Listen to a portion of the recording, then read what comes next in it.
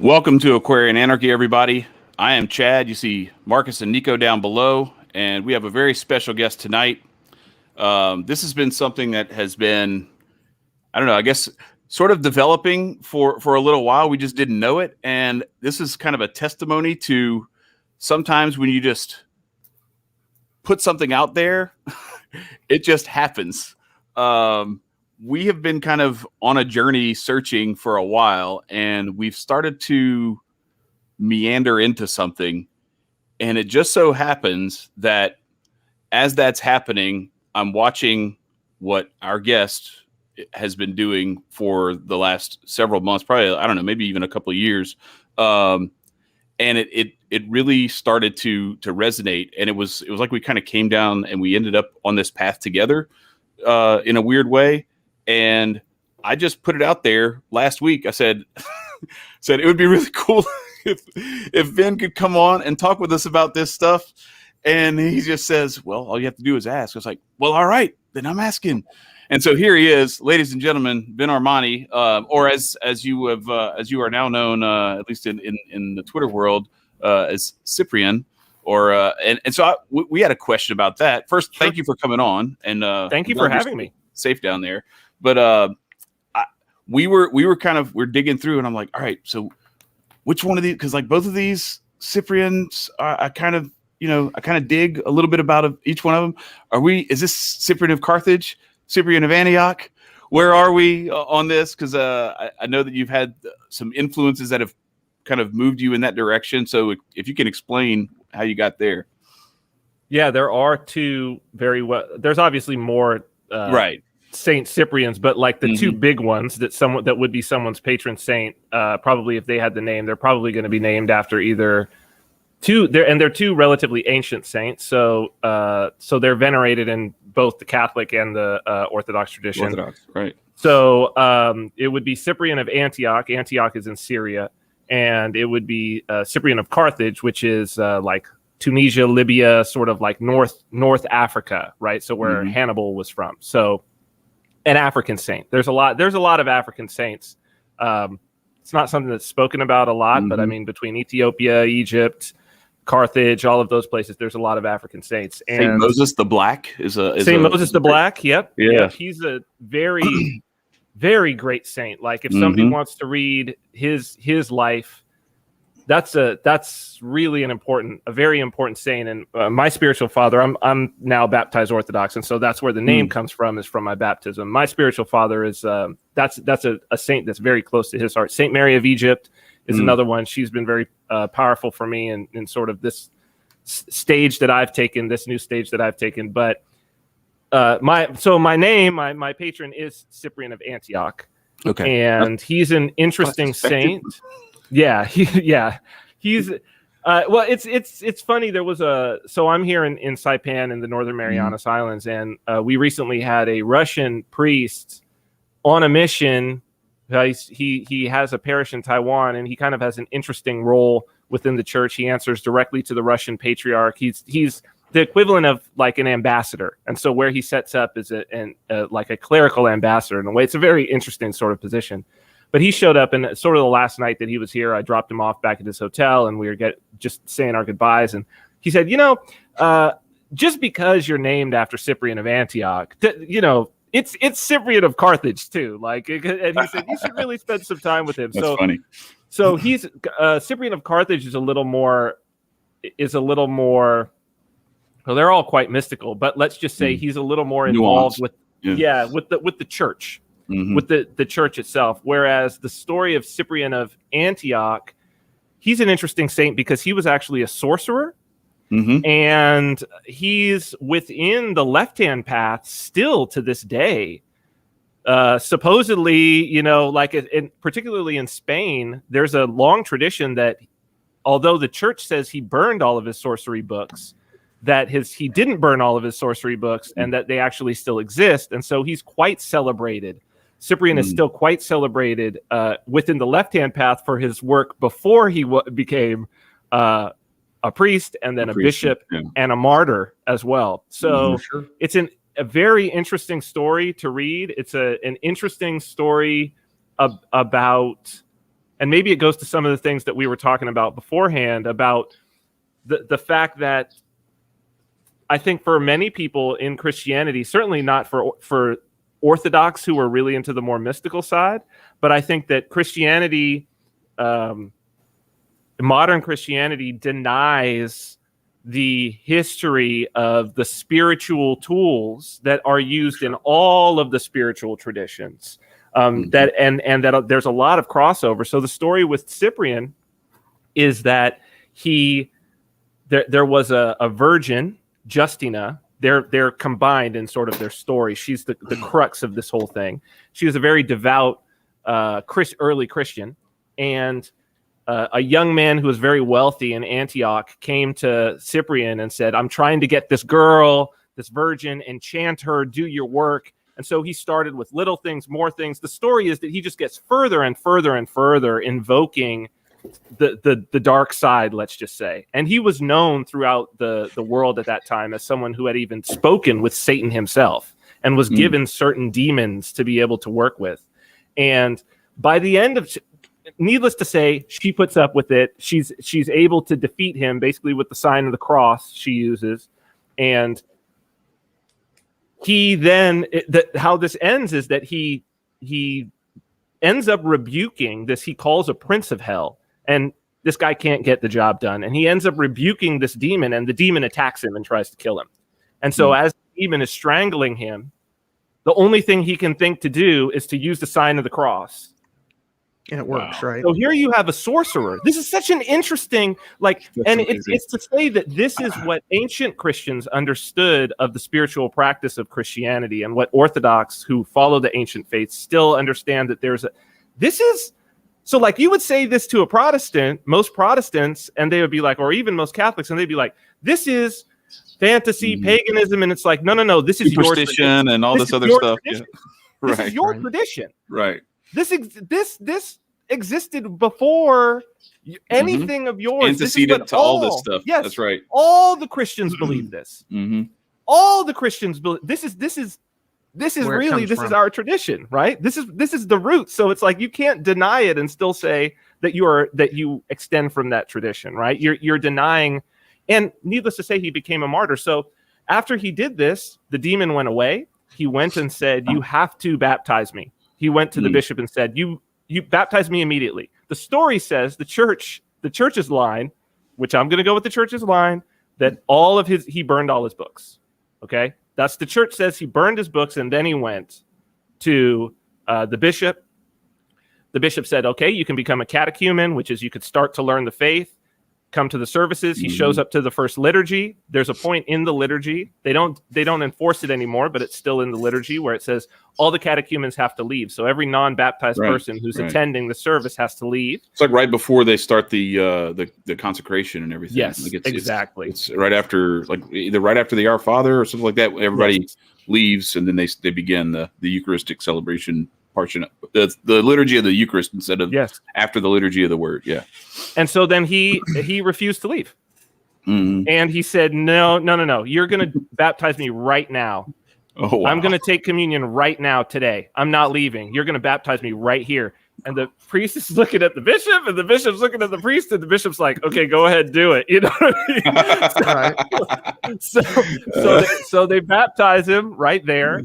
And then the story says that within 3 days, I may get the timing on this wrong, but it's like within days he's tonsured as a reader, so that's the lowest level of clergy. And then like within a couple of weeks or so, a few more days, not long, a deacon. And then within a year, he's a priest, and then another year he's a bishop. And then he and the virgin become good friends, Justina. And then they're both taken away and they're both martyred together. And there's a series of things, that sort of miraculous things that happen during this process of, as is common with the ancient saints, during the process of their torture and their imprisonment and all of this. And so it's he's an interesting saint who definitely resonates with me because my path, it was sort of when Orthodoxy found me. All of these things, when I had no idea that the ancient faith was like this. And then again, I also figured that it must have been actively hidden from me because I was I was on a spiritual path, and I was so well versed in so many things, and I was like, I don't even understand. Never mind that I had been married already to an Orthodox woman. My children were already baptized Orthodox. It's very strange, right? So my wife is Russian, right? Wow. So I'm like, where is this? But then it's there, and so yes, it resonates with me. And I mean, in terms of the things that we were talking about beforehand, I think that in this time, that's a spiritual time now, that I say we're moving into a new age of magic. Really, this is the dim age, as I call it. That to see the crossover, to see the spiritual tools that are available in all of these, and I have friends throughout all kinds of traditions, and so to see the spiritual tools that are the crossover. But at the same time, I think each of us in our own heart needs to find that tradition which truly resonates with us and walk in with an open heart. Now, I tell people that if you walk in with an open heart, you're going to wind up Orthodox, but that's just me talking, right? Like that's me talking, right? So at the very least, all I could say is that people need to walk into spirituality with an open heart and start to see things in the spirit through the spiritual lens, even as we move forward. And that includes mythology and narrative and all of the things that we'll be talking about today. So that's the story of my name, and hopefully that's a good starting place for this. Yeah, for sure. I want to dive in a little bit because, like we talked about before, I have an unusual spiritual practice, and for you and for other people, you use the terms left and right. I don't particularly use that. I prefer the because I think that there are people that are that you would possibly call left, that absolutely are devoted to God, do things for God, whatever it is. For me, I like the idea of that they postulate in magical circles being high magic and low magic. The people that practice high magic are devoting their lives to spiritual advancement and unification with God. And that could be a Hasidic Jew, that could be a Sufi, that could be whoever and whatever. So for me, your name actually has a resonance for me as well, because my wife and I dabbled. We don't really do much with it now, but we dabbled in a Brazilian version of Afro-Caribbean magic called Kimbanda. And Cyprian has a massive influence on Kimbanda. And my wife is particularly connected to the Exu spirit, which, for those that don't know, they're evil bad. They're not really, and it's a really long conversation, but his name is Midnight. And if anybody is familiar with the show, because that's the Exu's name that's particularly associated with Cyprian. Anyway, so researching, it's funny. I ran into all the stuff you just said today, and I was asking my wife about it because she knows more about it than I do. And so anyhow, but I find it interesting. If anybody goes wants to know who Midnight is, the best representation I've ever seen of him is in the movie Constantine with Keanu Reeves. The guy that runs the bar, his name is Midnight, and he's modeled after the Exu Cyprian, or that is would be Cyprian, that is Midnight. And it basically is a balancing act. He sits between evil and good and kind of keeps a neutral ground. And that's a very, very good description of Midnight. Like what Nico's doing right now, because he's frozen. Right. Nico, can you hear frozen? Yeah. Well, either that or he's really, really stoic. He's just like, no, I'm going to hold this pose. No, I don't even hear him. Yeah. He's muted too. No, he's muted too. Okay. He might be taking a moment. But largely, I agree with you. All right. There he is. All right. So basically, one of the things that I think Cyprian is a good example of is that we are certainly have been in a battle all of our lives, and for the entirety of human civilization, of evil versus good. And at some point, people have to make a choice.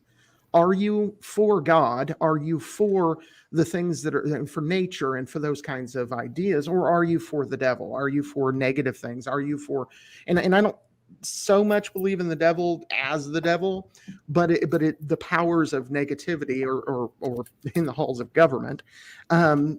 So for me, seeing someone like yourself who has made a spiritual journey and found a home is a beautiful thing. I think that when because you're taking your understanding that you already had about liberty and about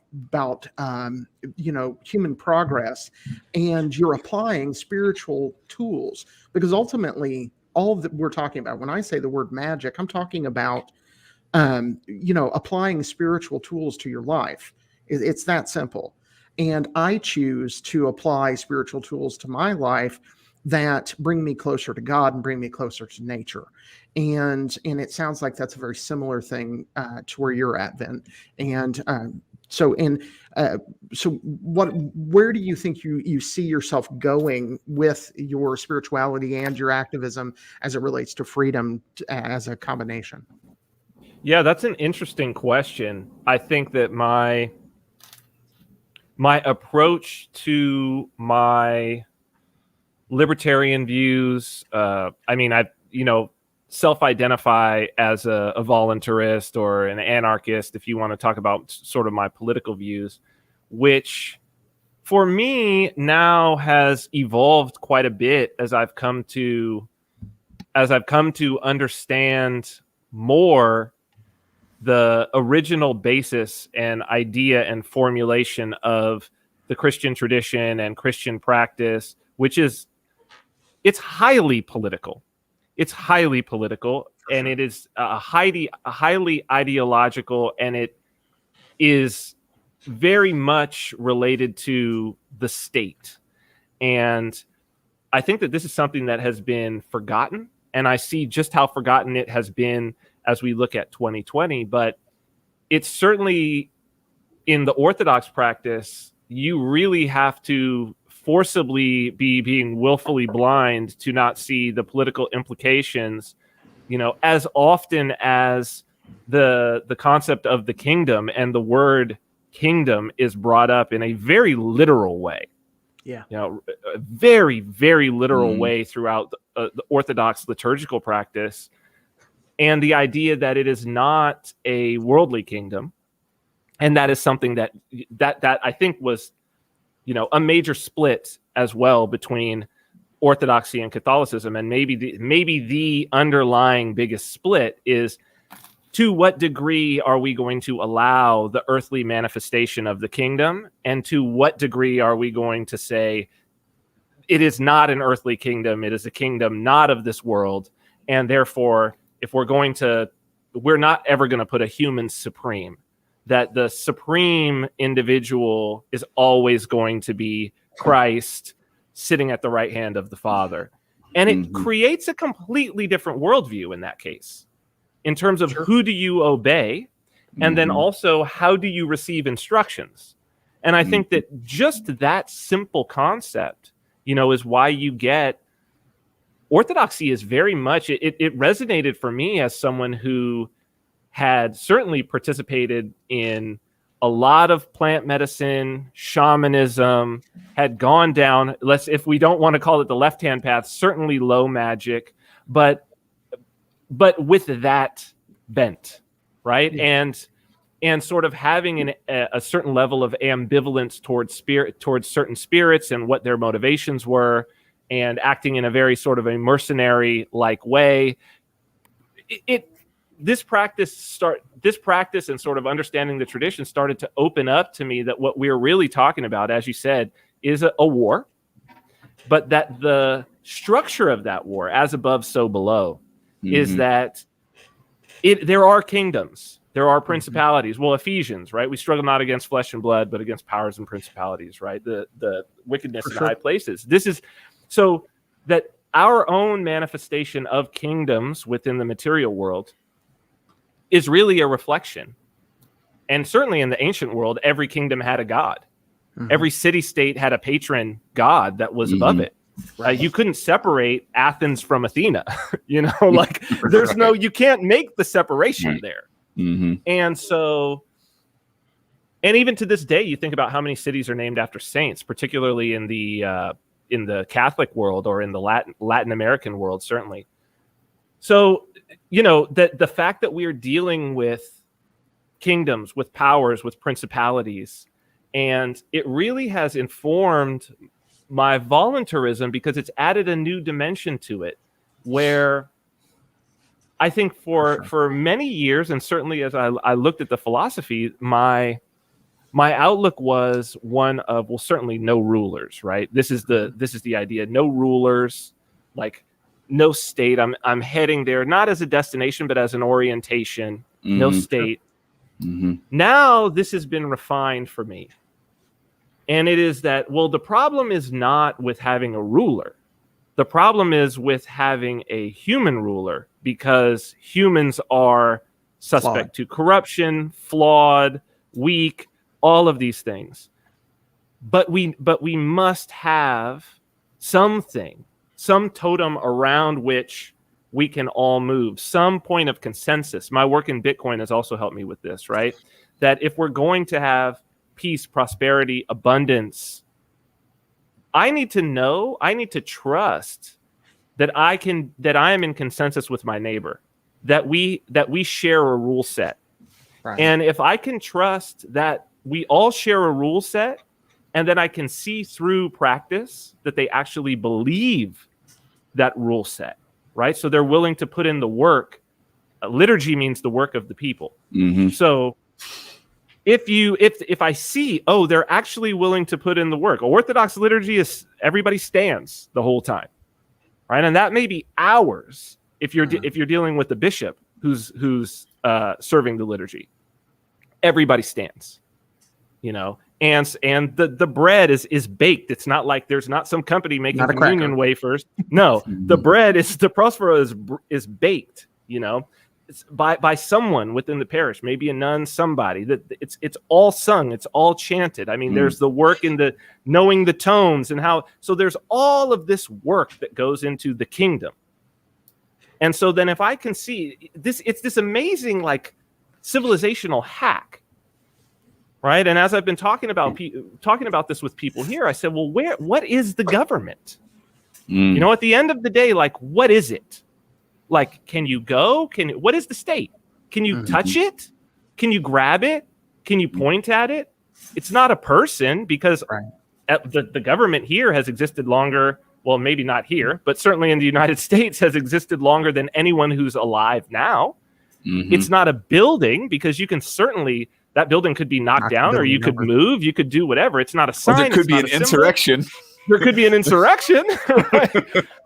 Even in the idea of the insurrection, right? Yeah. The idea of so when the thing happened January 6th, it was interesting that the narrative was this was an assault on a temple of democracy. Right. Yeah.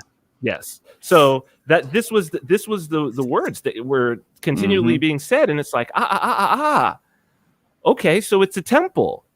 Okay, so where is the sovereign? Right. Where is the sovereign? Because the sovereign of a temple is a god.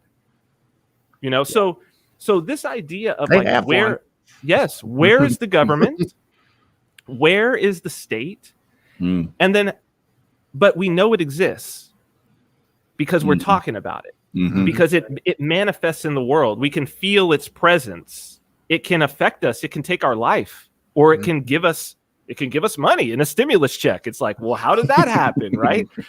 And ultimately, what it comes down to is it is a totem, a concept, an idea, a god that people have decided to put in work to swirl around. Because what happens if everybody who works for the IRS today decides, okay, we're done going to work? Does the IRS still exist? If they don't show up to work? If everybody in the police department decides, I'm not going to put on this uniform and I'm not going to go into work, does the police department continue to exist? No. So it's not the people. Right. It's the action and behavior that they are taking. So yeah, that's the fiat currency thing. it. Is that's the full faith and credit of the U.S. government and military, Well, and that's what everybody trusts. They're like, well, this is worth something, right? So we'll just trade it for stuff. And it's like, well, man, if you can find a way to like get ahead of that jukes before they pull the rug out from under everything, man, you really made out big, because as soon as that faith in that currency falls away, it doesn't exist anymore. It is no longer. Is it the faith in currency, though, is the question? Because on every single bill is written, "In God we trust." In God we trust. No, for real. Yeah. You're right. The question is, which God? Which God? Right. Yeah, that's true. Because that phrase is written in all capital letters. Mm-hmm. So you don't know if that G is capitalized. Mm-hmm. Mm-hmm. And in some ways, it doesn't matter in which God you trust, so long as we all trust in the same one. Mm-hmm. That's the key. And so what this whole process, I mean, and this is the answer to your question, what this whole process has told me is that we can't choose to have no king, to serve no kingdom and to serve no king. We can only choose which kingdom we serve. And so therefore we have to choose wisely. We have to choose. We can't choose to not serve a God. We can only choose which God we serve. And so that has been really the thing for me, is that what I am doing is manifesting a kingdom on earth. And as far as I could tell, this is the best kingdom. As far as I could tell, this is the God that can sustain and give prosperity, peace, and abundance to the world. It's not a human ruler, for sure. So I'm still an anarchist and a voluntarist in that way. It matches with all of them, but it's just there's a level above, right? Well, I think that giving authority to God, one of the things that I think people fail at noticing, and as it relates to God, and this goes to any, I can point to Hinduism massively with this, but because we are taught from an early age that the state and centralized power is the way to go, we always think that God must be this guy sitting on a throne doing this stuff. Well, if God is everything, and he is just innately decentralized, he is the furthest reaches of everything that absolutely is.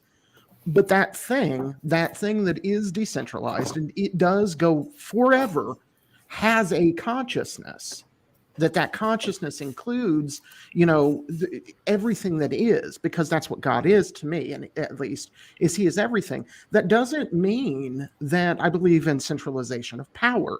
In fact, it means that I believe that centralization of power limits the absolute majesty and glory that God is. Mm. Yeah, that is actually a very deep and important and profound point, and I think a difficult one for people to grasp because of our natural inclination towards control. When the unknown is there, we have this fear of the unknown, and our natural inclination. If 2020 hasn't told you this one, right, and 2021 now even worse, the invisible enemy has run roughshod over everyone's psyche. And so what do?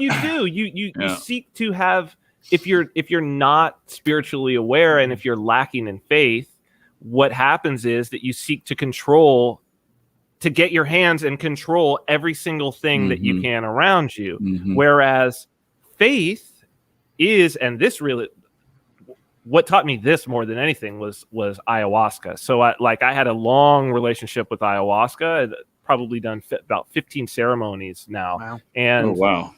Yeah. Oh yeah. It was a long and very involved relationship with her. So, yeah. But the biggest lesson in that practice is surrender, and it's a very visceral, real.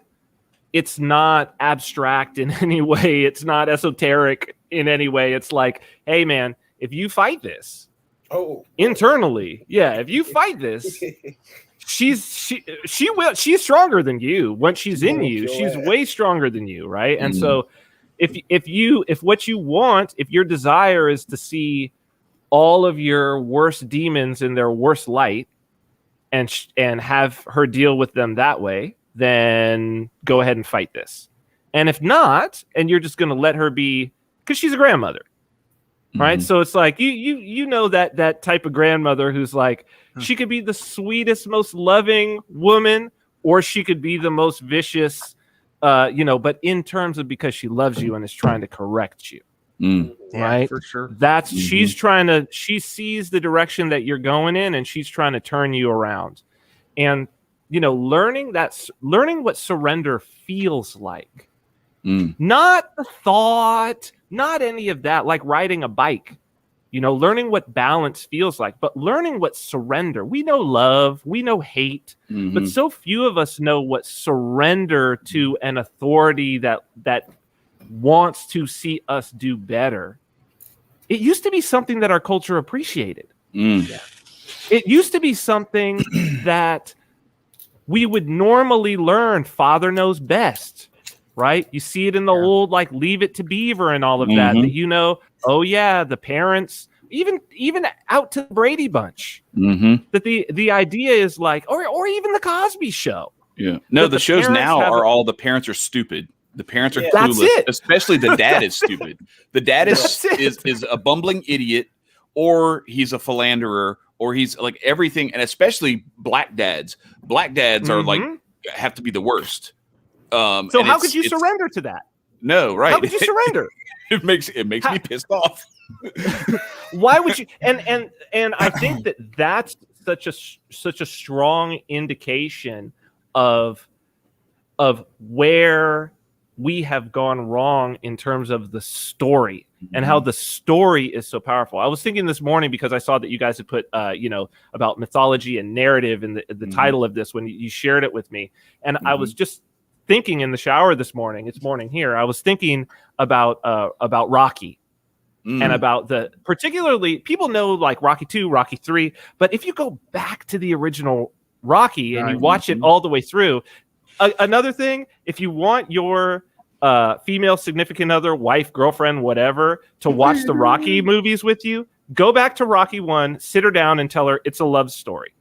Yeah. Okay. This is a love story, and it's about a man who's really kind of a loser, who's trying to be better for a woman who is just the sweetest. She's really like, and it's Italian. Like when you look at it, you're like, this is such a Christian story. Yeah, very much so. He's such an innocent and like just blameless, pure woman, and this guy who's this complete loser who wants to change himself and be a hero for this woman who really nobody else wants. Nobody notices her, right? Nobody notices her. Her brother treats her like shit and everything. Exactly. And it's like, sit your significant other down and tell her we're going to watch this. She will watch all the way through Creed with you, and she will love absolutely. All of the movies. Oh man, when she turns to Rocky in I think it's Rocky 2. Is that when the baby's born and she turns to him and she goes, "There's one thing I want you to do for me. Win." Yes, it's great.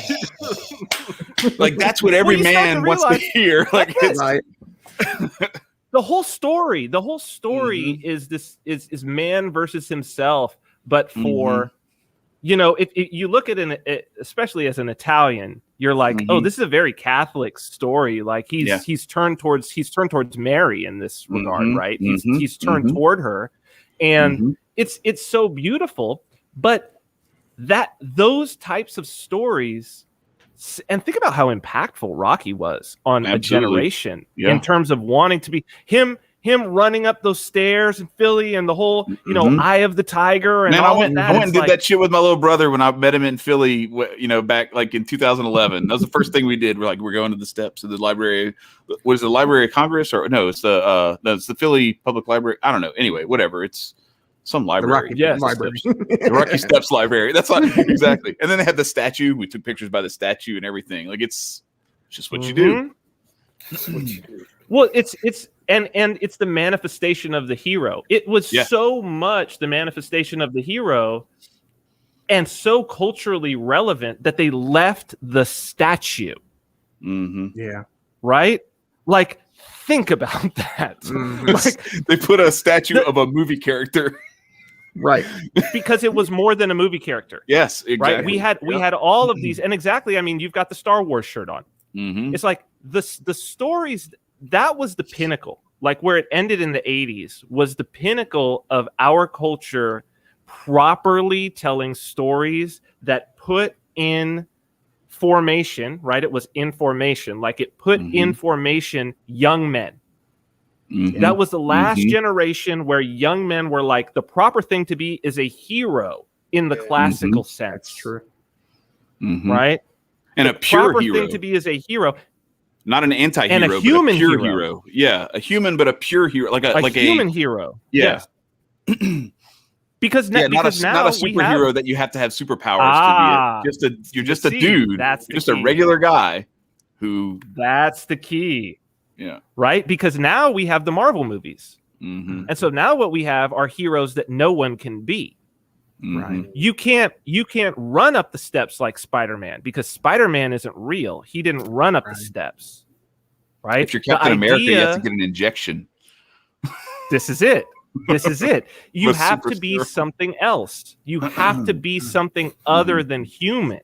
Interesting. And so we don't have stories. So now it's like, well, how do I be a hero? And you notice men don't want to be heroes anymore. Young men don't want their. No, right. It's really funny. It's funny. I was having a conversation earlier today, coming back from camping, and guys don't want to be like men no more. Like we're not men no more. Like coming up through the generations, like I see the decline and like how like the lack of chivalry is lost, or like how to be a head of household, or to like even think properly or think intellectually as a man. Like it's all out the window, and it's more how do you go, feeling based, if you will, and just the feelings through life. And I'm like, no. And it's funny you mentioned that you went on an ayahuasca trip, because I think a lot of men back in the earlier civilization, men went on some kind of trip that made them men. Yeah.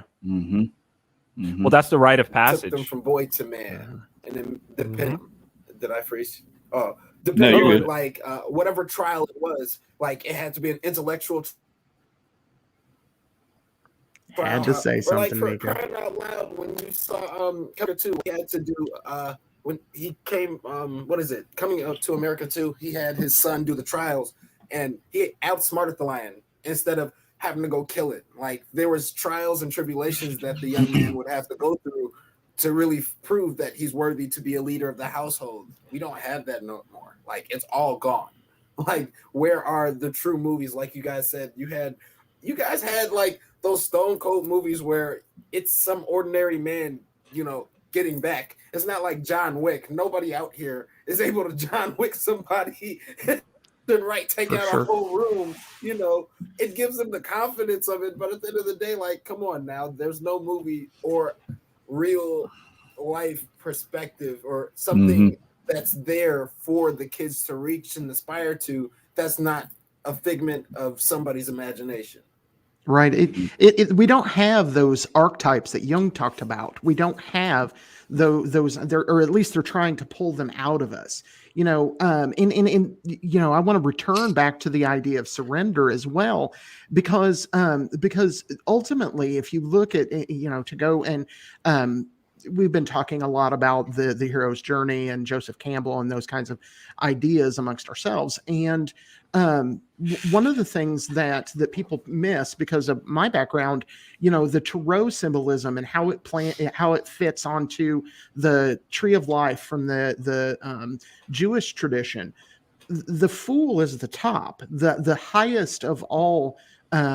Of all of the tarot cards is the fool. It's the 0 card. And that moment when you realize that you don't really fucking know what you're talking about, you don't know, no one knows, that pinnacle, that surrender is what gets you across what in Hebraic terms is da'ath, the abyss. And most people also miss when they're talking about these kinds of mystical ideas. Da'ath means knowledge. We can't know God. We don't know God. You can't. It's impossible. It is entirely too large of a concept for the human mind to grasp. But you can surrender to him. You can say, yes, I accept you. Yes, I want to be an instrument of your will. I want to move forward. You know, and a lot of people don't like Aleister Crowley, but the bottom line is, I learn from everybody, and I don't care who they are. And Crowley mapped out in a book called The Vision and the Voice, his transformation. And in his transformation, he meets a goddess, and that goddess's name is Babylon. Throw the names out because they don't matter. But how he became a magus, which is it was actually the master of the temple. But long story short, how he becomes a master of his own life is by giving everything that he has to the cup of Babylon, which is a symbol for the Holy Spirit. Giving every single thing that you are, everything that you can be, is drained from you. And what people need to understand is when you surrender, what you receive is every single thing that has come your way. You receive everything. You receive it all. You become next to God. You become, filled with his glory. And that's what you gain. But you have to give first. Yeah, it's huge. And those are the kind of stories that we should be telling. Those are the kinds of stories that should be in our movies. And we should also learn from those because, I want to get into your story a little bit at some point tonight too, Vin. You've had a bit of a hero story yourself. And I'm sure that sacrifice and suffering and giving of yourself have all played a part in the building of who you are and who you will become. Yeah, such a great. Yeah, people don't talk about tarot enough, but that was something that I practiced for a period of time, and it really resonated. It resonated with me, and I was highly connected with it. But I mean, interesting thing about the Fool is the highest and the lowest, right? Like the ace card as well. That it's the starting point and the ending point. And just like the hero's journey is the revolution. It's like a Dunning-Kruger curve. It's like, yes. It's like well, to where you're back at the same point, but it's not you that's back at the same point. So this just yesterday, one of the saints commemorated was Saint Basil of Moscow. I believe Saint Basil of Moscow. I may get that wrong, and forgive me if I do. Saint Basil of Moscow, Fool for Christ. And so the idea of the Fool for Christ, especially in the Russian Orthodox tradition, it's the greatest. It is the greatest and most holy thing that one can be. It isn't a bishop, a metropolitan, a patriarch. It is a fool for Christ. Yeah. And this is someone who is. There's a beautiful movie called, I believe it's, I'll get the Russian wrong. I think it's Ostrov. It means the island. You can look it up. But it sort of takes place, I guess, right around World War II. And there's it starts out with a guy who's two guys on a coal ship. They're Russians. The Nazis show up. They kill one of them. The other one sort of hides or whatever. And then he gets off and he ends up becoming a monk, and he's eternally guilty about this thing. And the coal from this ship is being used on this island with the monasteries, and he's taking the coal from the ship that was there, and for years and years he's keeping the furnace lit of the monastery, and he's a fool for Christ. And all of the things that happen, and the people come to him. The monks are upset because the people are coming to him for blessings. Yeah. But he doesn't want it. Right? He doesn't want it at all. Man. They never. And he just wants his penance.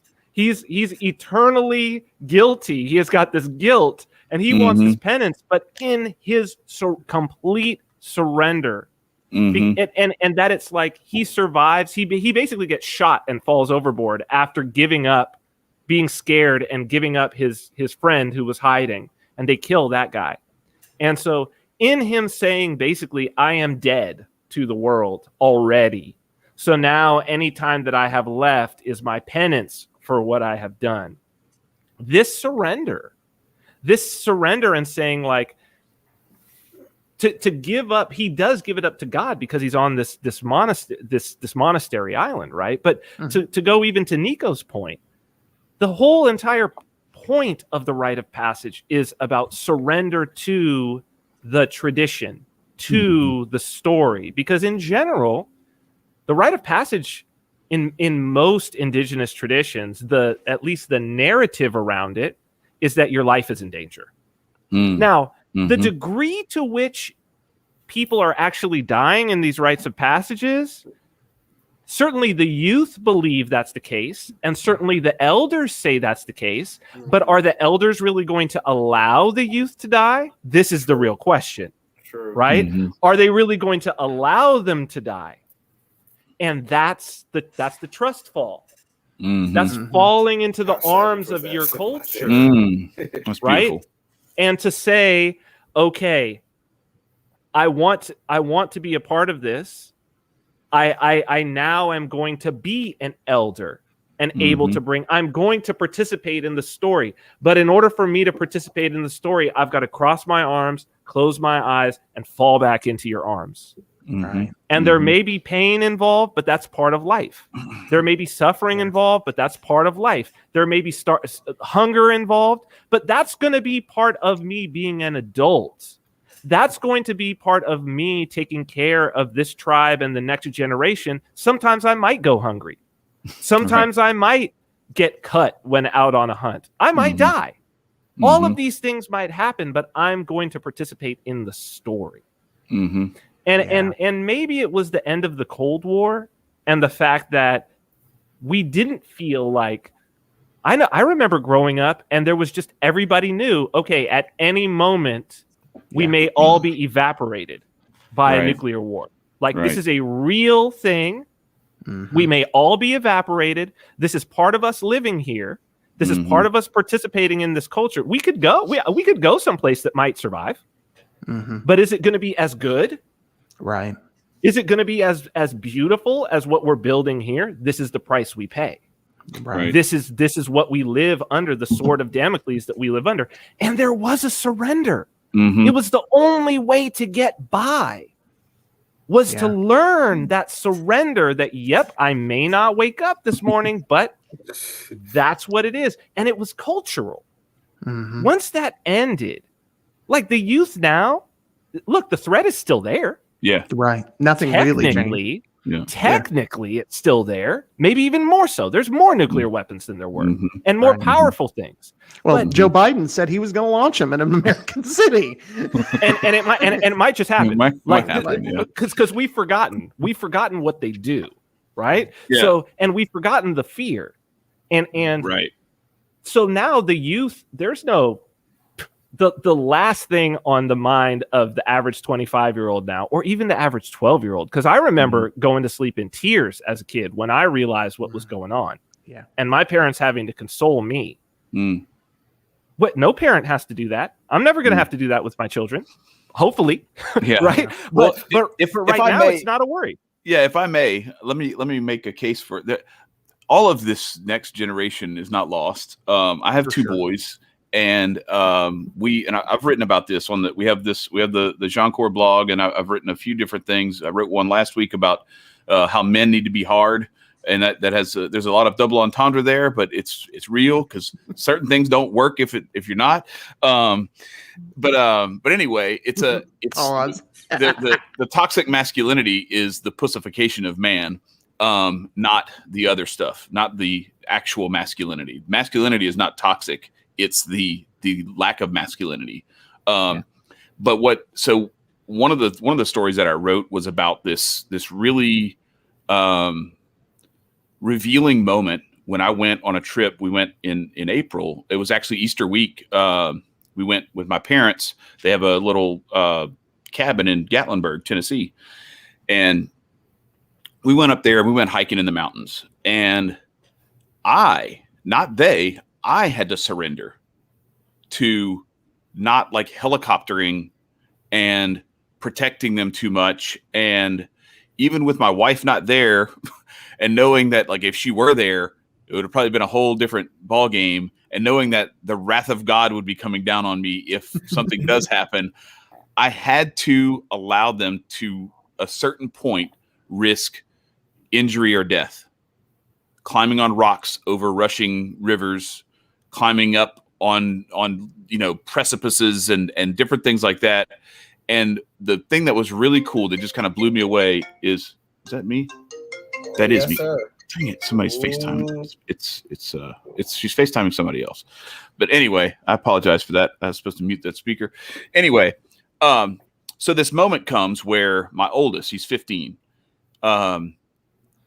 We're going down this path, and I was like, hey, look, they said, Nana and Papa said we're going to go up here because there's a waterfall up here or something like that. He's like, I don't want to go there. Other people have already been there. He wanted to go where no one had ever gone before. He wanted to see things that no one had ever seen before. Right. He was willing to risk whatever was on the other side of wherever he was going for the chance to participate in an adventure. And so I wanted to get back into the thing that I led into a little bit as I introduced you, which is that, crazily enough, I think it was 2 weeks ago, Marcus, you said, hey, Chad, you need to watch this Bill Moyers, Joseph Campbell series that was on, and I had never heard of this, didn't know who Joseph Campbell was, none of this stuff. And I'm watching this stuff, and then I put the thing out there asking you to come on, and then the guys are like, all right, send me some info. So I just go through and I pull a bunch of podcasts. I'm like, I haven't watched all of these, but let me, here's some stuff of different people interviewing him on some of the subjects that we're going to be talking about. Because I've seen some of your podcasts that you had on your own, those kinds of things. But I saw the thing you did with Hooked Up Jesus and a few other things that were more in this recent era. So anyway, I started down that path, and I start watching the one with Isaac Morse, where you guys are talking about Joseph Campbell. I was like, holy shit, what the, like, of all the things for this, but then it all comes together and makes sense, right? Like, it's like, okay, this is totally normal. And so I don't know why, but I was inspired to go back and reread the book of Revelation this weekend. And I finished it up this morning. And as I'm finishing, I'm on like chapter 21 or whatever. My wife and my son come downstairs, and my youngest one is like, "What's Revelation?" And my wife is like, "Well, it's a book in the Bible about the end of the world." And I was like, "Ah." So actually, if you really look into it, it's about how this is a never-ending cycle of death, rebirth, tribulation, adventure, and all this stuff, and then back to the beginning again, because they lock the devil and the demons and everything in the abyss for 1,000 years, and then they come back and then they do their thing again, and they tempt us, and they give us that balance of we get to choose good instead of choosing them, and that's how the glory of God is achieved. And there's all this stuff. And so when I'm looking at that, and I'm looking at the cycles relative to that, as well as the cycles that we see in the hero's journey, and how they're all about it's all that same thing. My question for you is, what is the method by which, and what is the effectiveness potential you think of beginning to author our own hero narratives to combat this death and destruction fear narrative that we're being fed? That is a big question. And first, so for people who might be watching this and who don't know Joseph Campbell and the hero's journey, so Joseph Campbell was a massive influence on me, and affected me in such a profound way because, as some people might know, I was a star of a reality television show that's very interesting, and that was it was on Showtime, and the way that it was produced and the manner that the way that the story was told was very much a hero's journey. And so much so that, like, if you watch the first few episodes and you lay them up shot for shot, you could do it against Star Wars, Lord of the Rings, The Matrix, all of those. They used all the same tropes, which I didn't realize at the time that it was happening. I didn't realize until I watched it back again. And then I called the producer and was like, "You guys did the hero's journey? This is crazy." And the producer's last name happens to be Campbell. Alex Campbell. And he said, funny. of course we did the hero's journey. We want this to go a whole bunch of seasons. And I was like, whoa, this is crazy. But what it indicated to me was it really solidified that experience for me. The summer before, I had devoured Joseph Campbell. Devoured. So Hero with 1,000 Faces, the Cosmogonic Cycle. At the time, I was like on torrent and everything, and hopefully on torrents, you can still get so many of his speeches and all of that. Obviously, the Moyers thing, and there's some other ones as well, and everything I could get my hands on 3, 4, 5, 6, 7 times, listening, re-listening. And then here I am participating in this thing that's being produced. And even though I had devoured it, it wasn't until afterwards that I was able to put it together that that's what I had been participating in. And that's the level of how. So when you ask, should we be authoring this, sort of what I come back to is like, can we? Right? This is the real, like, maybe we have to change our understanding of authorship. Right? And that it's not necessarily that we should be writing these stories, because look, Campbell writes Hero with 1,000 Faces in the 40s. George Lucas picks it up.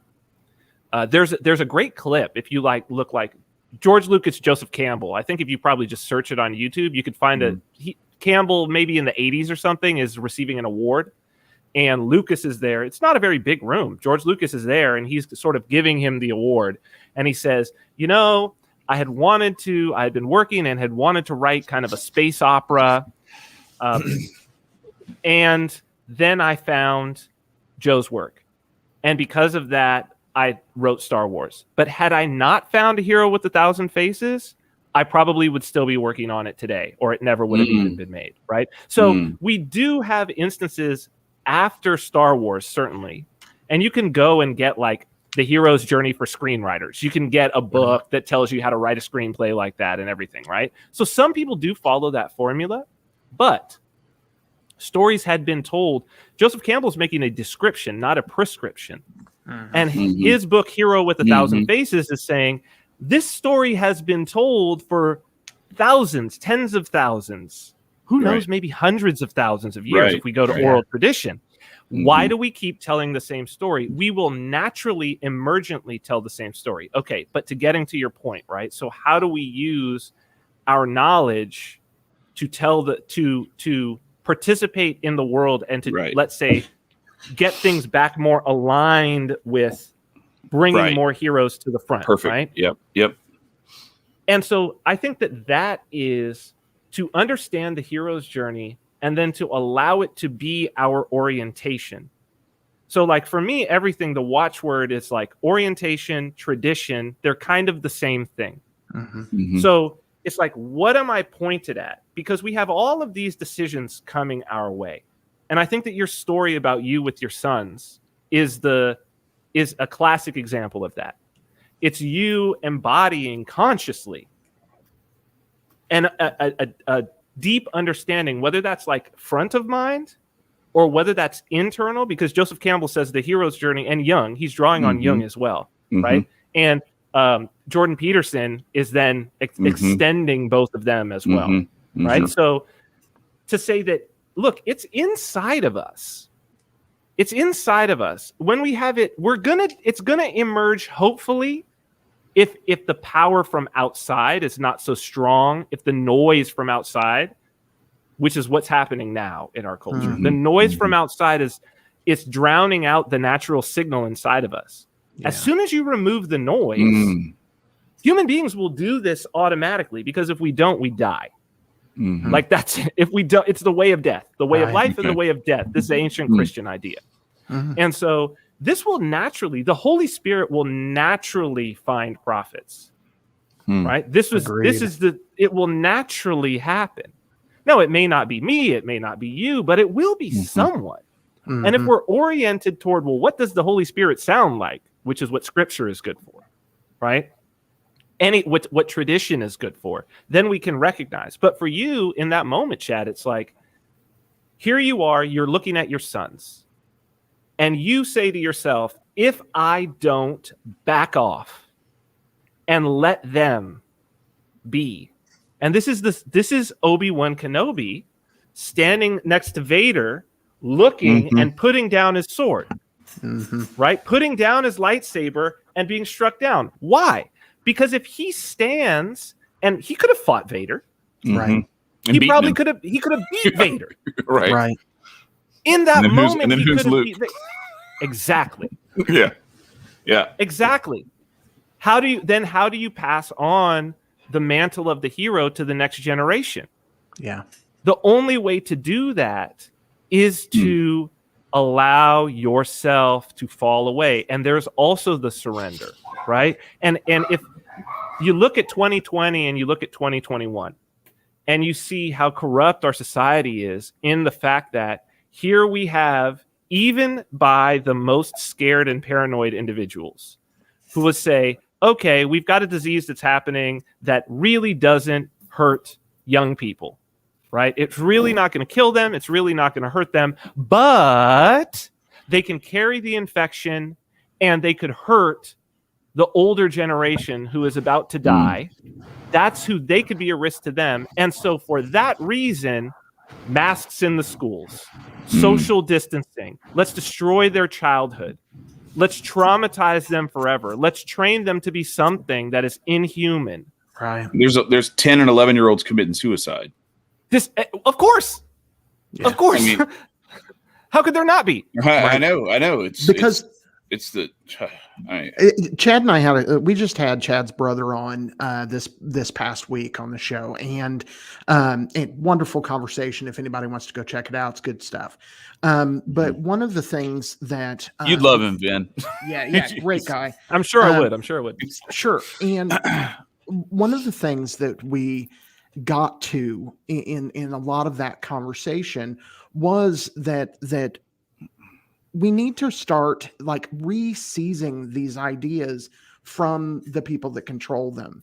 We need to start taking action. You know, Chad's brother goes out and he ministers about like sexuality as it relates to these ideas. We have to start taking these narratives back for ourselves, and it is absolutely part of the problem that we are letting other people dictate what is right for us and for our journey. And that those journeys that we take, each of us, whether you're talking about, Nico or me or Vin or Chad, doesn't matter. Anybody in the audience, each of us have had a hero's journey. And, to Chad's point, it takes sometimes men to adopt those mysteries. They talk about feminine mysteries a lot, but there is masculine mysteries. And a lot of that is wrapped up in what in voodoo they would call the powers of Legba, which is the storyteller. And, at the end of the day, sacrifice isn't ever, just because. And the stories that need to be told by men for men, and they need to be told in such a way. And the reason is because of what Chad said just earlier, that, if his wife had been there, wouldn't be able to do that. I saw a meme where it showed, a woman with the baby and she's got the stroller looking all nice in front of her. A man with the baby, he's got one held by the foot and he's carrying it around, because that's what we do. Yeah. Because life is dangerous. And that's why babies are better in the hands of women and teenagers are better in the hands of men, because sure. we need to be able to let them go do their thing and to be that sounding board that they can come back and be like, hey, what do I need? Because that's what my dad is for me. My dad is the guy who, if I'm like, hey, what do you think about this? You think this mechanic's trying to overcharge me for the, you know what I mean? Just shit like that, where it's like, I lean on him for his experience and for those things that I haven't figured out yet.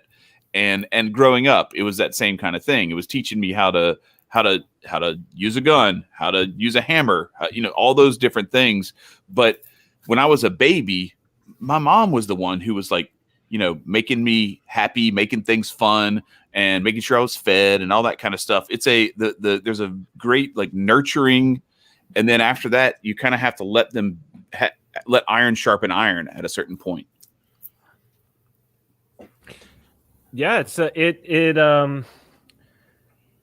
you know, the interesting part about the hero's journey, and I think why it's so important, is really it's supposed to be like the return. There's this idea that the hero goes out, right? He first he's in the ordinary world. So this is in some ways we're talking about our youth. We're in the ordinary world, the home, the hearth, the village, around the fire, the ordinary world, the comfort. Yeah. And in this ordinary world, I think to your point, Marcus, the only way that the hero's journey can happen is that there must be stories told by men around the fire in the ordinary world that is, one, providing some sort of a motivation for, and an imagination, a visualization for the young men who the would-be heroes, right? So there is a story of the other heroes who have gone on these journeys, and maybe it's part of this hero, this individual, their father, their uncle, another man within their tribe who's sitting there.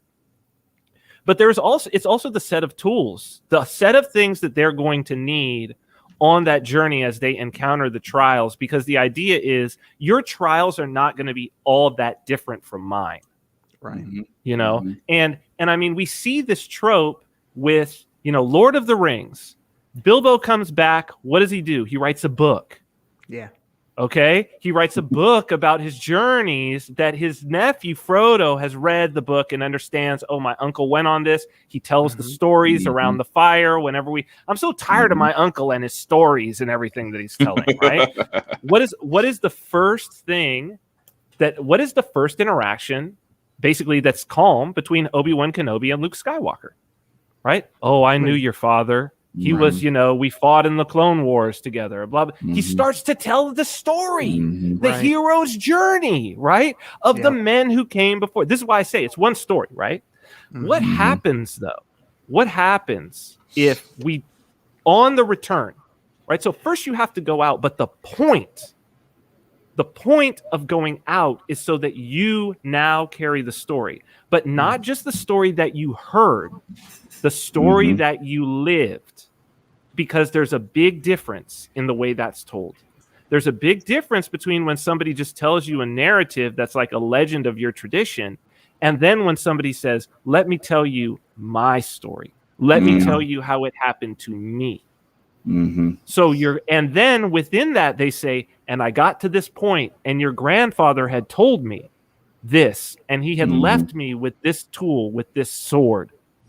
Right, which is exactly what this is your father's sword, right? This is the story, and it's like this is the ring that your uncle wore, right? In his story, it's the same thing, but it's like that's the boon. That's Joseph Campbell says that the entire point is that you go out, the hero goes out, he's searching for the thing. Now, it's not the thing that he brings back. He's oriented at the thing. Right. What he brings back is the boon. And the boon is a tool of some sort. It's a lesson. But really what it's for is to pass to the next hero. So you tell the story of how do I use this, the knowledge, the tool, whatever it is. And it's just like you, Chad. You're talking about teaching you how to use a gun, teaching you how to use a hammer. That's the boon. Right? That's what you bring back from the hero's journey. You bring back the map. And it's the map that is given then to the next generation. So the problem is not just that the stories are not being told. It's deeper than that. Yeah, the boon's not coming. The boon's not coming. Right. And I gotta say, man, that everything you just described reminded me. Sorry, this is just where my mind goes. Went straight to the hermit card in the tarot, and when somebody is like learning the tarot and they're explaining what they get from the different cards, one of the keys for me, as I'm talking with them and trying to help them, to whether they're really getting it or not, is the hermit. Because somebody that doesn't really understand the tarot, when they read the hermit, generally it's you're going to be alone, you're going to have, and they miss the entire point. Because if you look at the symbolism of the hermit, he carries a light, and he got that light by becoming the fool. He got that light by going up the tree of life, making it to Kether, to the highest of highs, the crown of God, or whatever you want to call it, and taking that light back with him. And when you come across the hermit, why he's this thing, and it's attributed to Virgo, and Virgo is all about like the getting the wheat in. If you look at Crowley's deck, there's a bunch of wheat underneath the hermit, and the reason is because these are the crops that you've brought out. This is the harvest. And if you're not harvesting, if you're not, you can plant seeds all day. If you just let them rot, you're not going to get anything from it. So this is the important part. It is that bringing back that boom, that point. And I think in our society, because everything is, handled by the state, then we don't have the choice. I go to work every goddamn day so that I can provide food for my family. It isn't because I want money, or it's because I want to live a particular kind of life. And so, and at this point in my life, I don't have the ability to just, live off of Bitcoin yet. We'll say yet, but hopefully, but at the same time, so I need to do that in my life. And if I'm not getting, and this is where the state also steps in and interferes with this boon, if you will, you don't just go to work so that you can have the bills on. You go to work and you sacrifice however many hours it is you are at work so that you can have things like, Chad's gun, or I can have a book that I want, or Nico can, buy 10,000 books. Look at all them books. Look, I'm not gonna lie to you. A lot of these were found in a school that was out of commission. So I was like, I'm not gonna use them. So it's like I'll read them one day. So right. It's like, working on it. Right. So we have to look for those boons, and ultimately, we can be any position on this journey. We can be, for Chad, I might be, one of the tools that he uses to complete his journey. But on my journey, I'm the main character, and I'm working that journey. So we have to be aware, I think, and like you said, Vin, it isn't something that we're like, oh, well, this is happening. No, it is just, moving along that pattern. But I guess as a magician, one of the things that I learned was to follow the patterns. Every bit of what we're talking about, I look at as the EIO formula, IAO, which is a Gnostic concept of Godhead, and that it really is the beginning, the middle, and the end. So when we are looking at these ideas and we are formulating, okay, what's going to happen next, or how can I react to be better, we can learn these patterns, whether we're talking about whatever spiritual area you're at. And we can learn that pattern and look.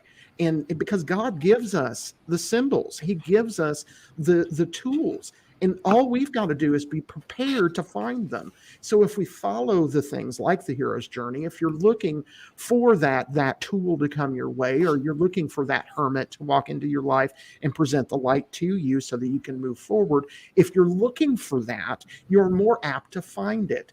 And that's why they keep us locked away. They don't want us interacting. They don't want us thinking new things. They don't want creativity, because through creativity and through this journey, we can, whether it's in a religious framework or not, doesn't matter. We can self-actualize. We can become, a person that doesn't need anyone but ourselves.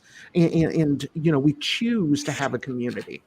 And so my point is that, we need to take active steps in trying to make, ourselves and the world move in a more natural and more productive way, instead of a more fearful. And I'm not saying don't be afraid. Be afraid once in a while. If you've got wolves at the door, it's time to be afraid.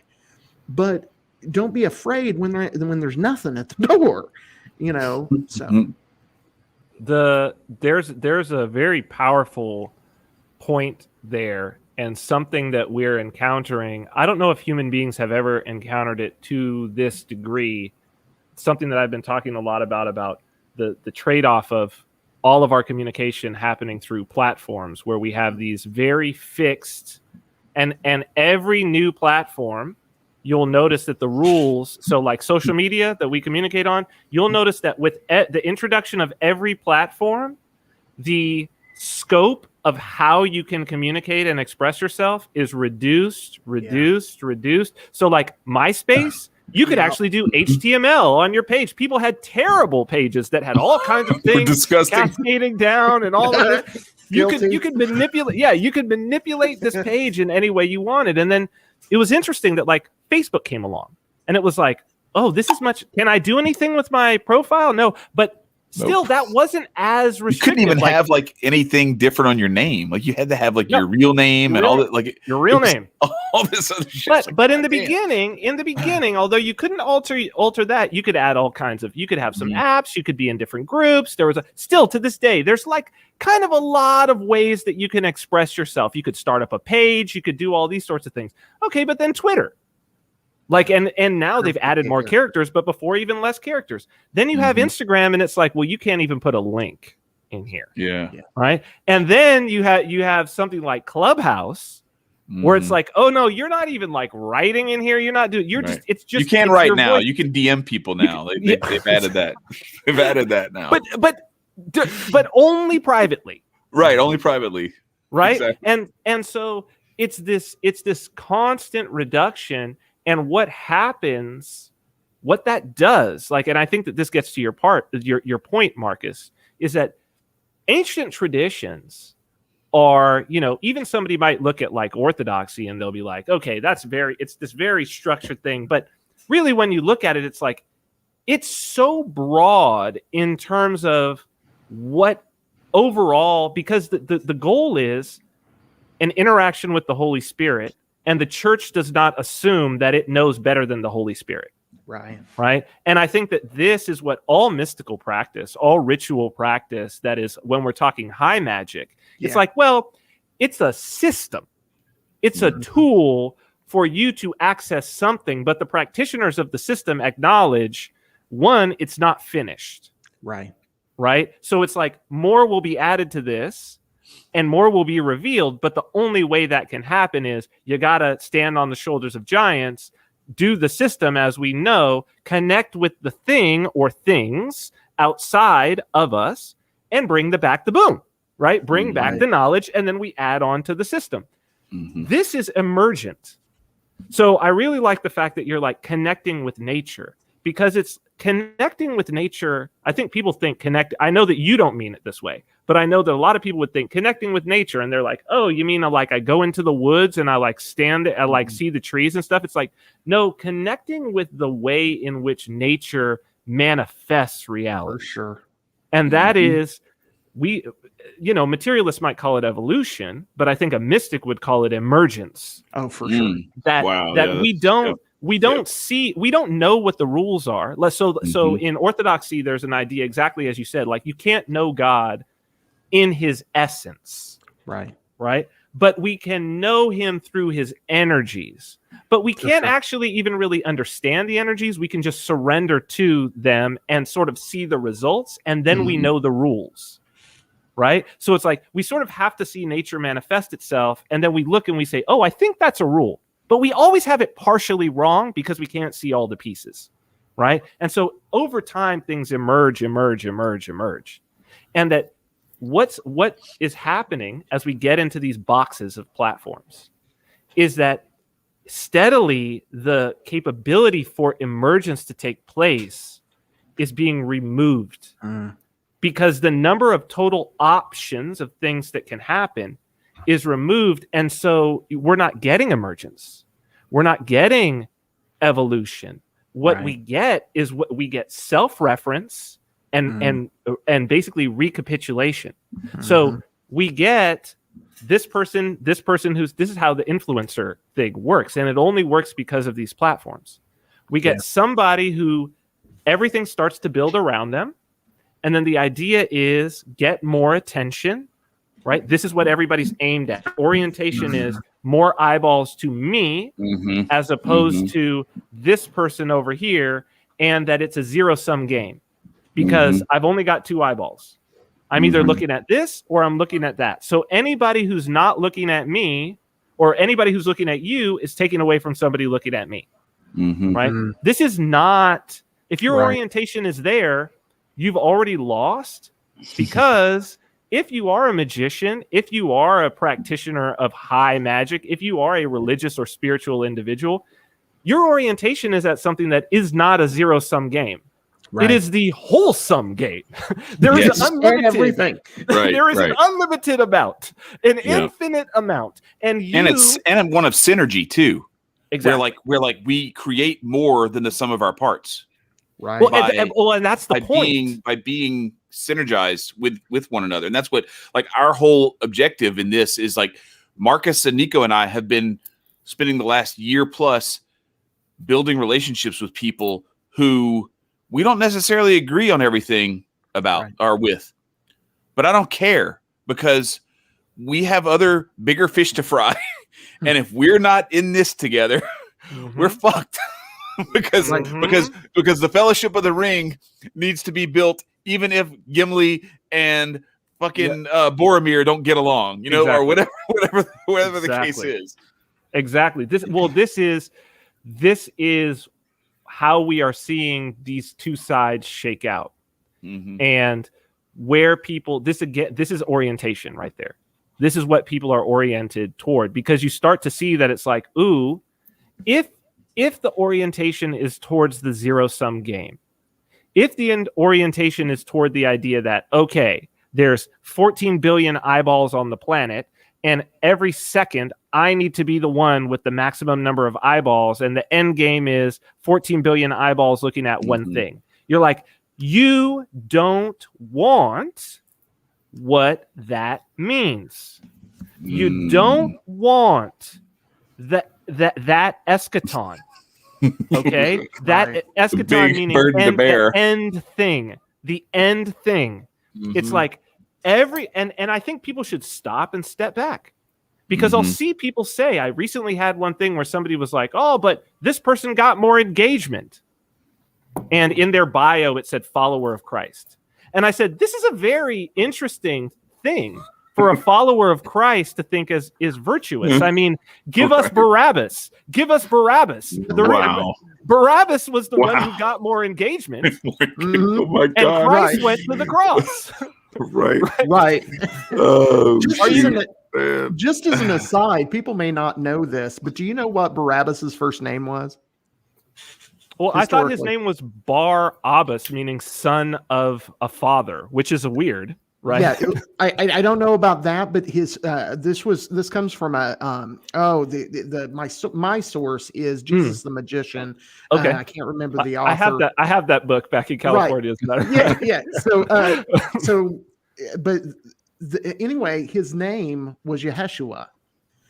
Jesus Jesus, son of the Father, is his full name, because Bar is son of, Abba is father. So so you had two, and this goes to the point, right? This is it's so deep, but you have to, if you don't go to these levels to understand the reflection, right? And clearly, here you go.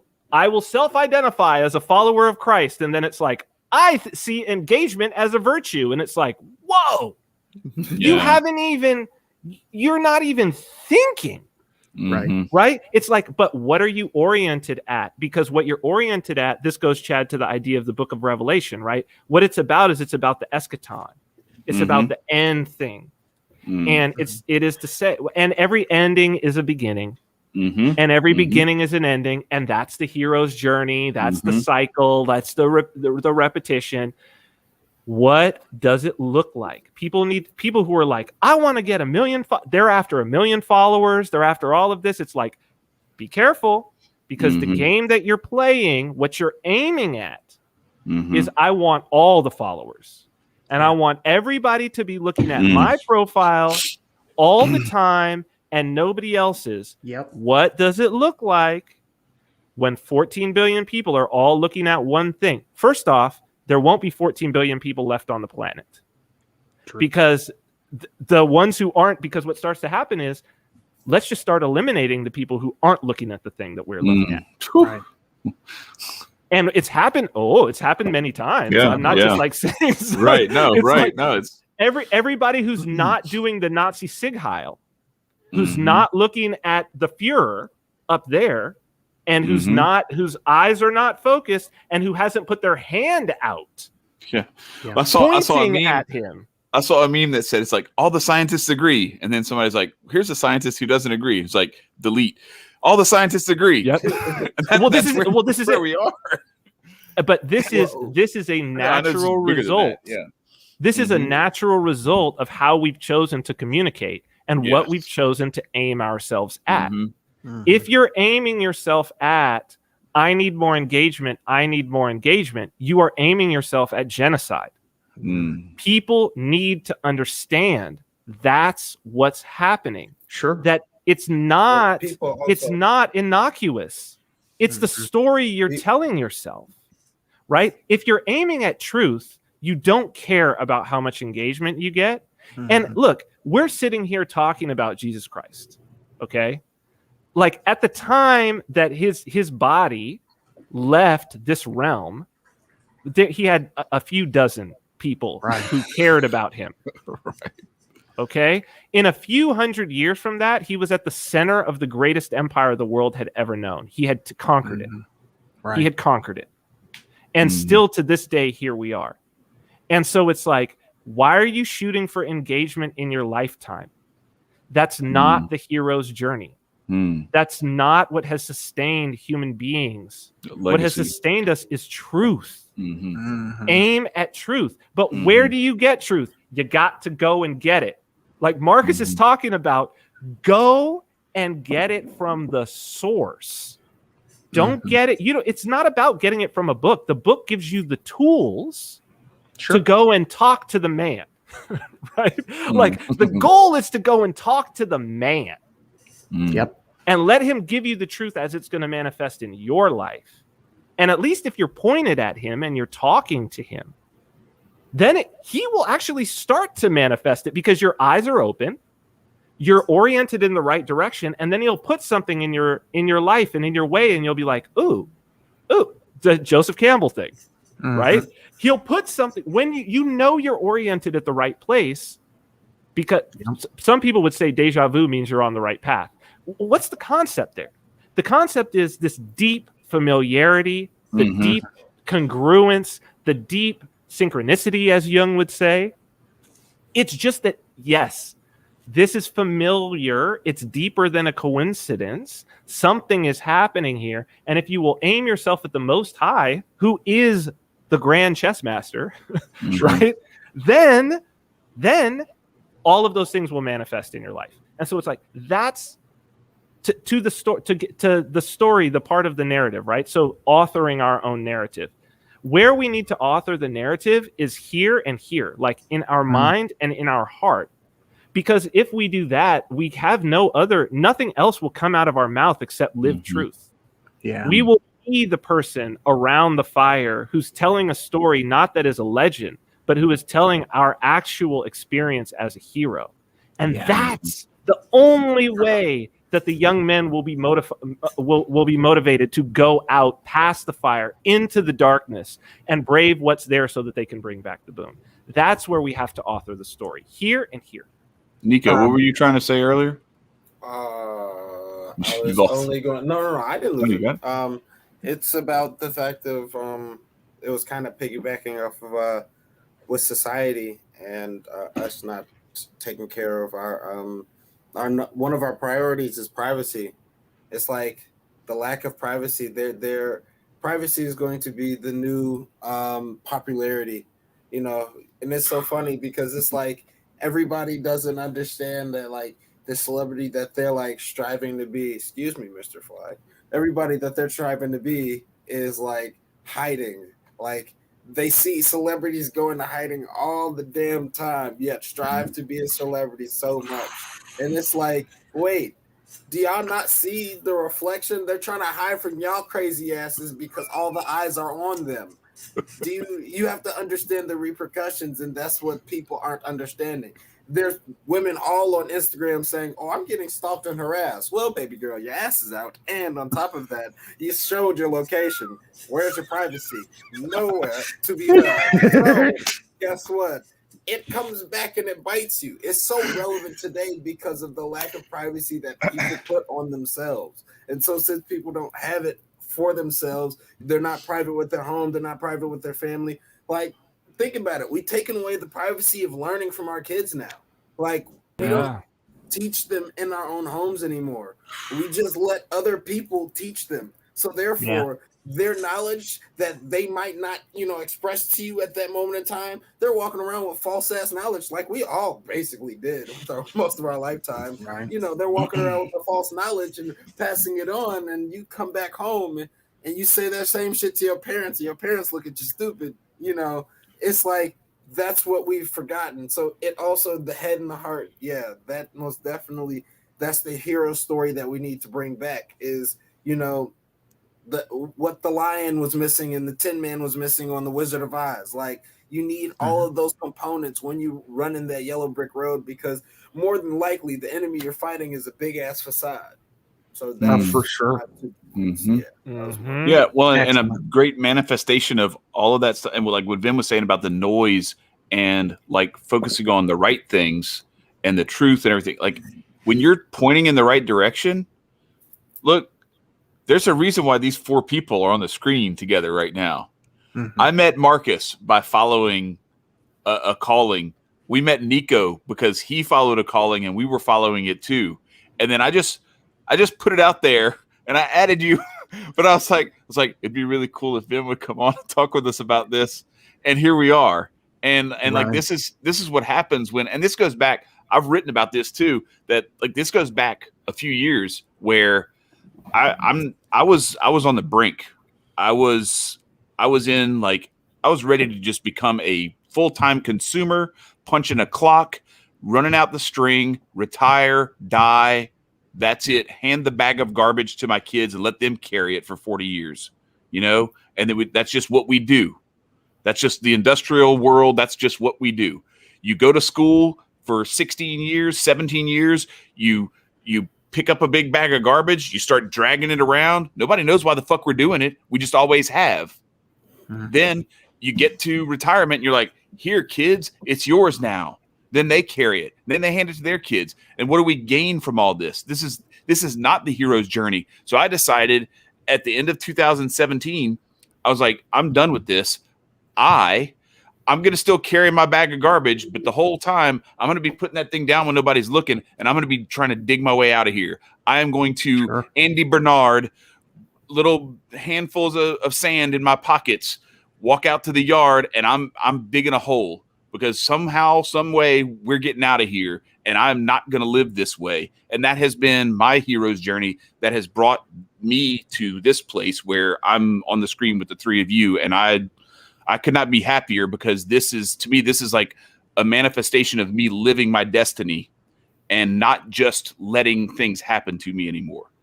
Sure. And the thing is, I got to toot our horn a little bit too, for our station and for our program, because, one of the things we early on did was, there's this whole concept of, the individual versus the collective and all of that. We said, fuck all that. I'm myself. I am who I am, but you know what? There's other motherfuckers out here too. And so we have made a point. It's why we got involved with the Hotep Nation. It's why we have put probably more Hoteps on here than any other kind of ism or whatever. Right. Is because we're going to grow together. We're gonna hold each other up. Build. Yeah. And we're going to Hotep and build. And yeah, I'm a white, fat, old dude. I get it. I'm not. So was Santa Claus, and he punched Arius for the fucking Aryan heresy. So it's all good. So, but we're gonna do this, and so what we're gonna do is we're gonna drag Vin Armani. We're gonna drag, Hotep Jesus. We're gonna drag Adam Kokesh.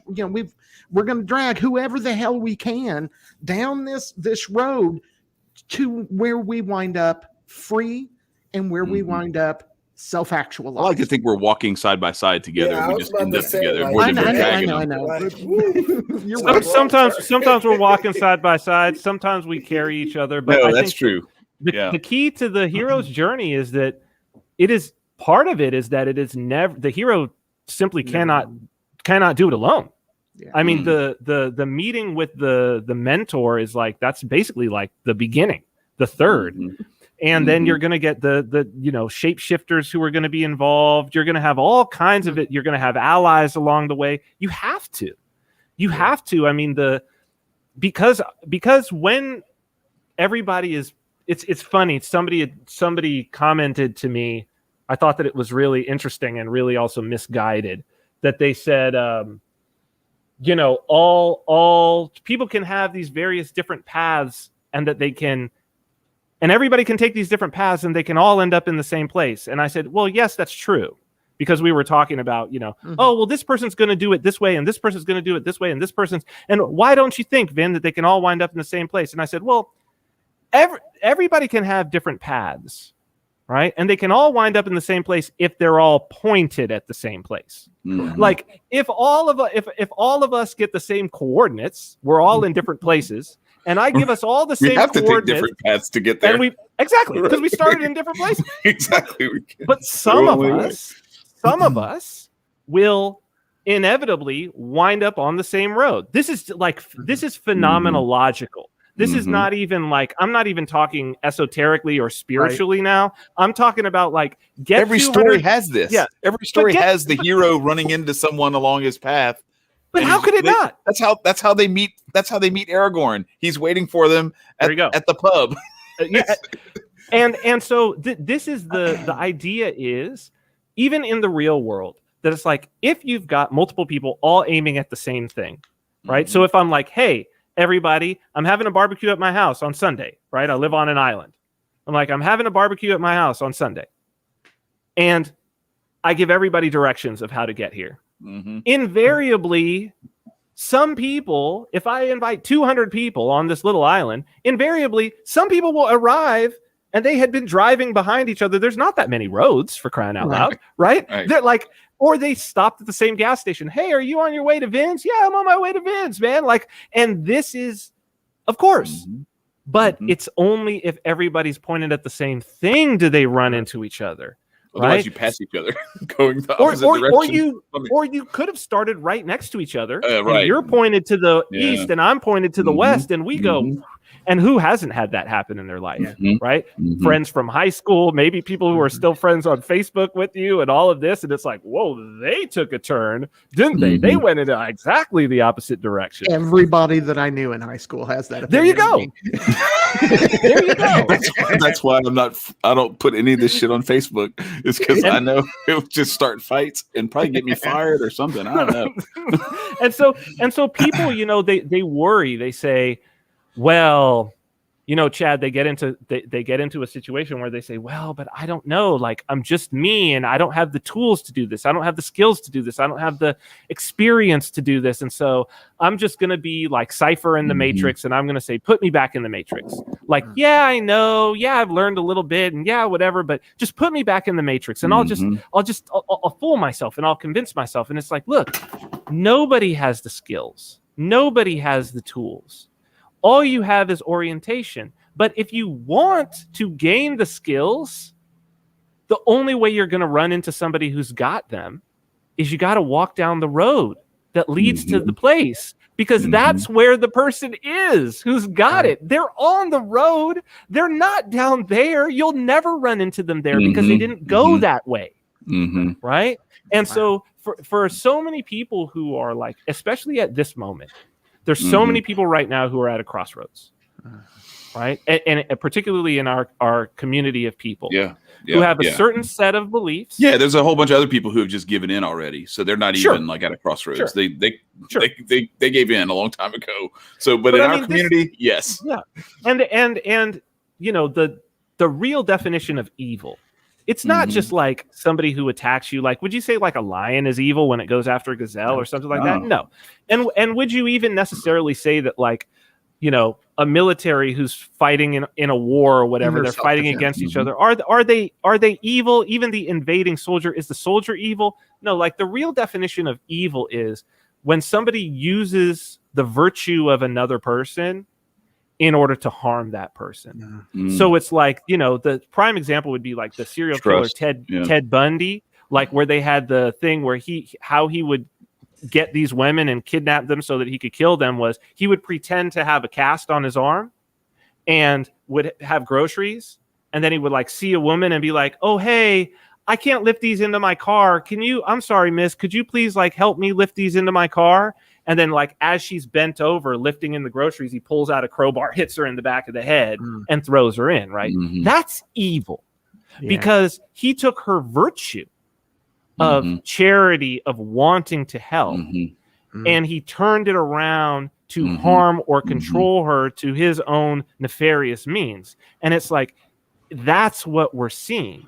So when somebody is like faced with the situation of you're either going to do this or you're going to lose your job, that's evil, because what it's putting them in a situation of is you're putting their principles against their virtue of providing for their family. Right. Because somebody who doesn't give a damn about providing for their family is actually in a much easier position. Somebody who's not virtuous is actually going to not suffer. Just like a woman who's like, screw you, man, I don't like you. Screw you. You do it on your own. I hate men. She doesn't get killed by Ted Bundy. Right? But the woman who's like kind, sweet, Christian, just got back from church, who's like, oh yeah, sir, I hope you feel better. Like, let me load the she's gone. Right. That's the one, and that's why it's evil. Right. That's why it's evil. And people need to recognize that, and this is part of this is the hero's journey. Because the hero's journey is all about learning what is evil and then understanding how to stand against evil. And in so many of the hero's journeys, I mean, look, an ancient one, right? The Odyssey, and the idea of Odysseus and the sirens, you know, and this idea of the sirens calling out with the beautiful music and men. Now we could say, is that lustful or whatever? But to the Greeks, right? We got to get in that context. Yep. For them, that's one of the things Joseph Campbell talks about a lot is like you have to understand the setting and who they're talking to, who the audience is. Because the audience means everything in these myths. You can't just directly, literally translate that to today. You have to understand who they're speaking to. Anyway, continue. It's virtue. It was virtuous for them, for a man to hear beautiful singing from a woman and say, I'm going to go and woo her now. I'm going to go and make her my wife because she is virtuous in what she's doing, in her beauty and her singing. And I am a virtuous hero and we should be together. And I am going to go to her with myself, right? But you do that and you get dashed against the rocks. And so this is the idea of the siren song is evil. It is a manifestation of evil because it is going to use my virtue as a man, as they so saw it, in order to kill me. And so this is the situation. This is the situation that we have found ourselves in, is to where we really, if we are not oriented correctly, if we are not oriented toward the Most High, it becomes almost impossible for us to discern which is it, which is higher in this case. Which is high? Is it me providing for my family? Like, this is high, right? This is very, very high. Or is it this more longer term thing that may actually in the end up with me not being able to provide for my family? Because we already see that the Church of Woke is more than willing to sacrifice at the altar, even those who have been their high priests. Cuomo. Yeah, for They sure. don't care. Or- They eat their or own Bill- more than Bill anybody. But that goes back Or through Bill Gates. history. The communists Yes, and the socialists absolutely. always do this. They always Absolutely. they'll kill each other just to further their own objectives.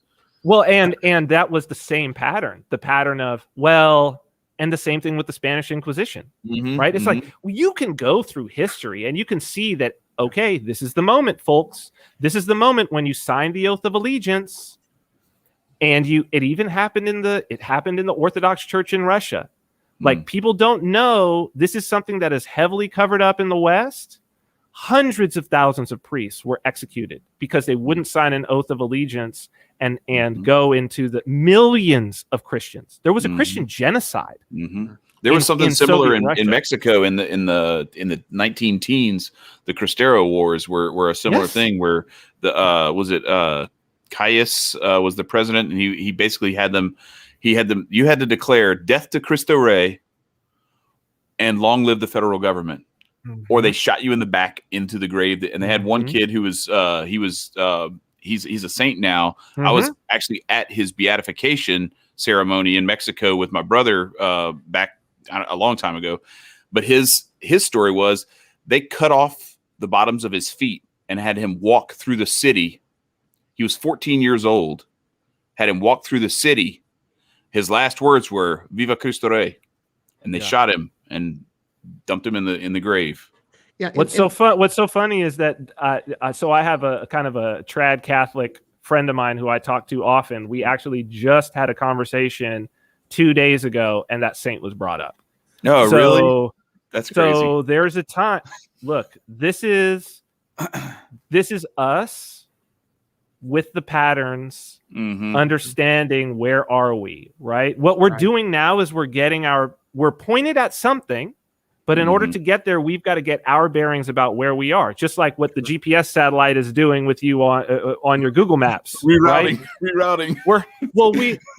We need to hit multiple points. Oh, I got you. Right? Yeah. So it's like so GPS doesn't work with one satellite. It's triangulation, right? So it's how far you are from each one of these satellites that then tells you where you are.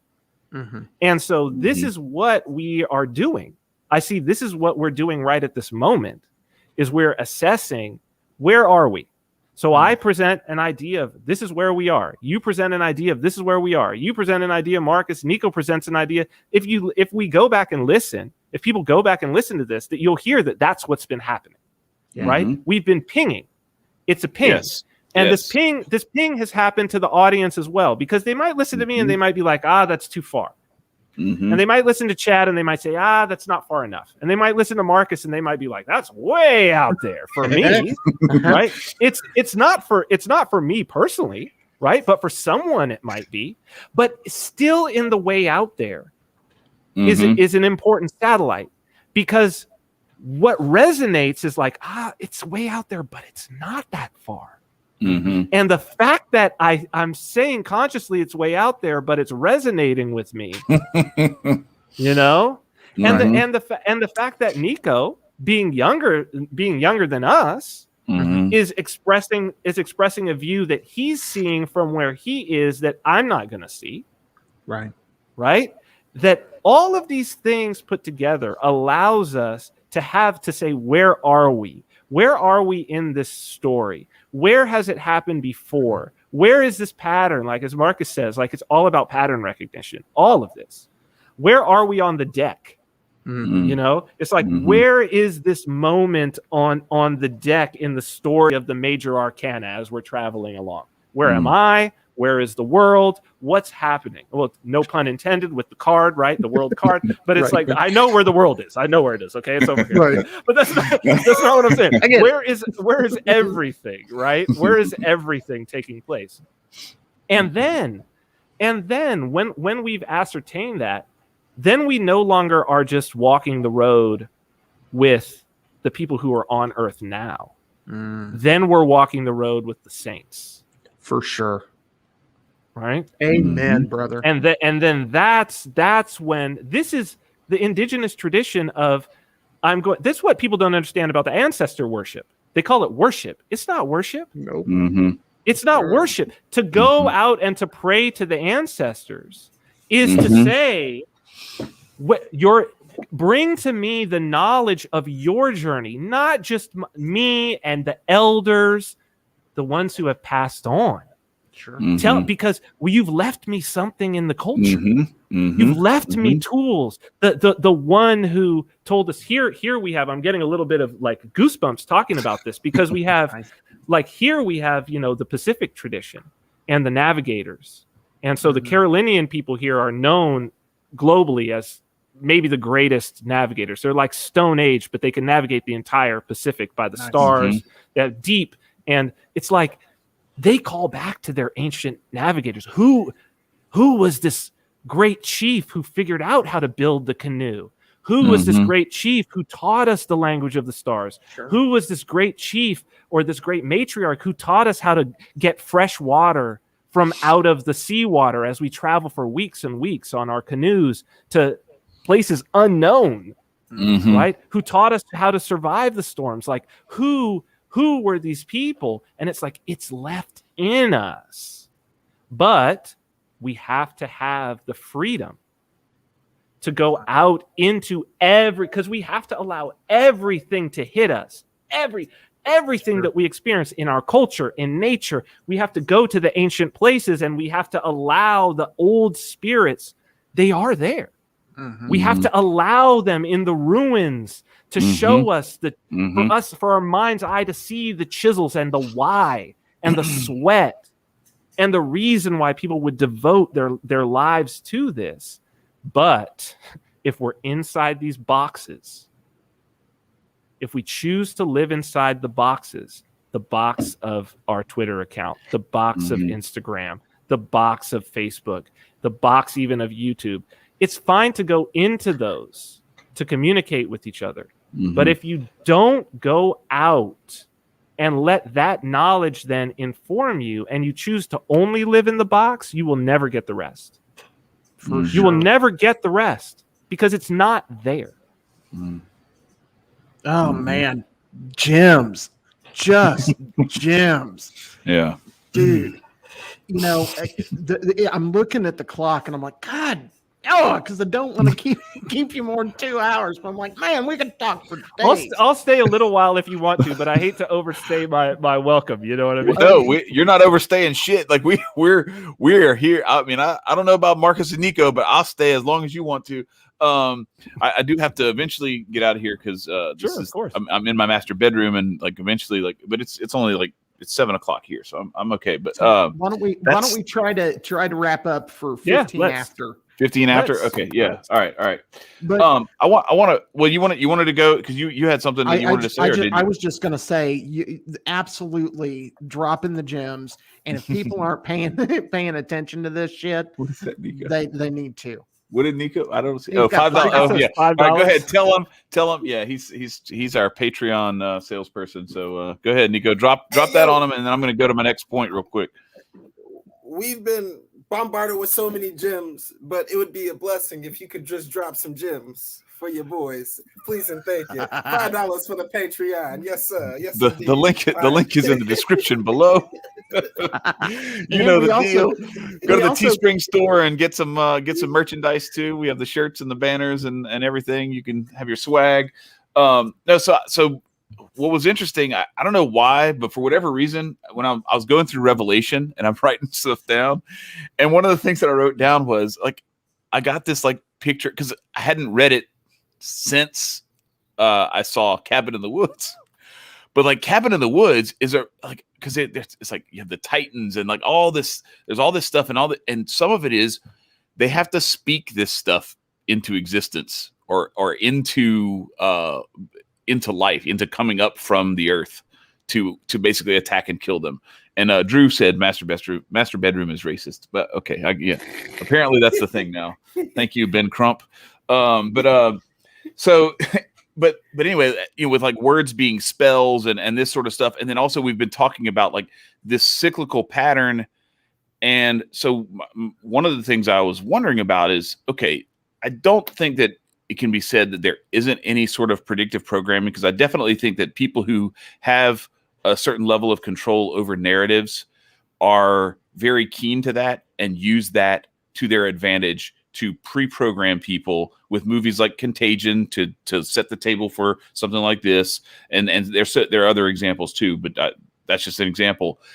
But how much of it, some of this other stuff, like the Lord of the Rings, Star Wars, the Hunger Games, all these different things, how much of some of that stuff is just part of like a collective consciousness that we are just sort of, we can't help but write this stuff and produce stuff that looks like predictive programming because it's just telling us what we already know is the next few phases of the cycle and is eventually going to happen anyway. And it's not all that crazy to see that, like, oh, damn, George Orwell got it right. Oh, Aldous Huxley got it right. Well, of course they did, because they were in touch with these patterns and they could see where some of this stuff was going. And you have seen then, like, where some of this stuff is going. And you've talked about that. Like, if you pay attention, you can't help but see what the next and the acceleration level. It's not just the fact that it happened or it's happening.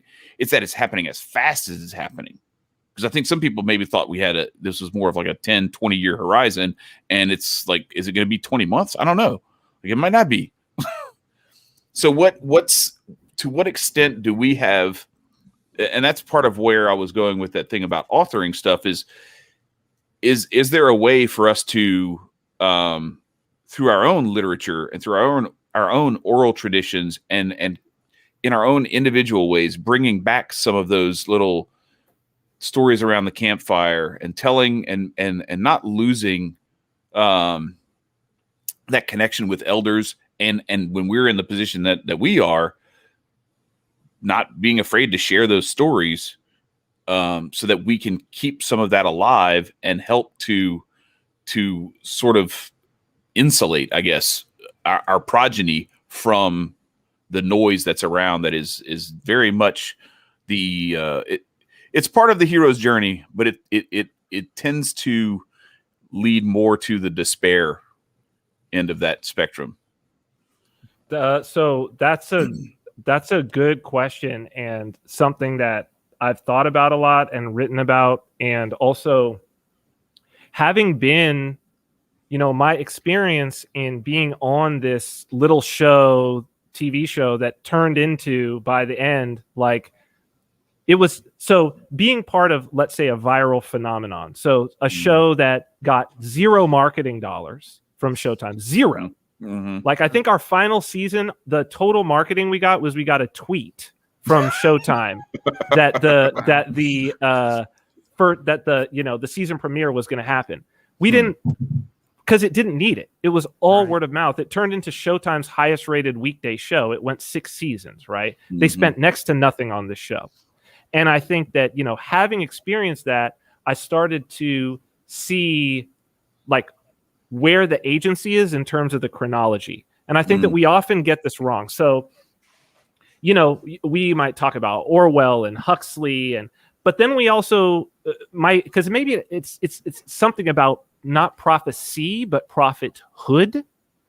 And so it's all about, so my spiritual father a few months ago had me read Amos, Book of Amos, right?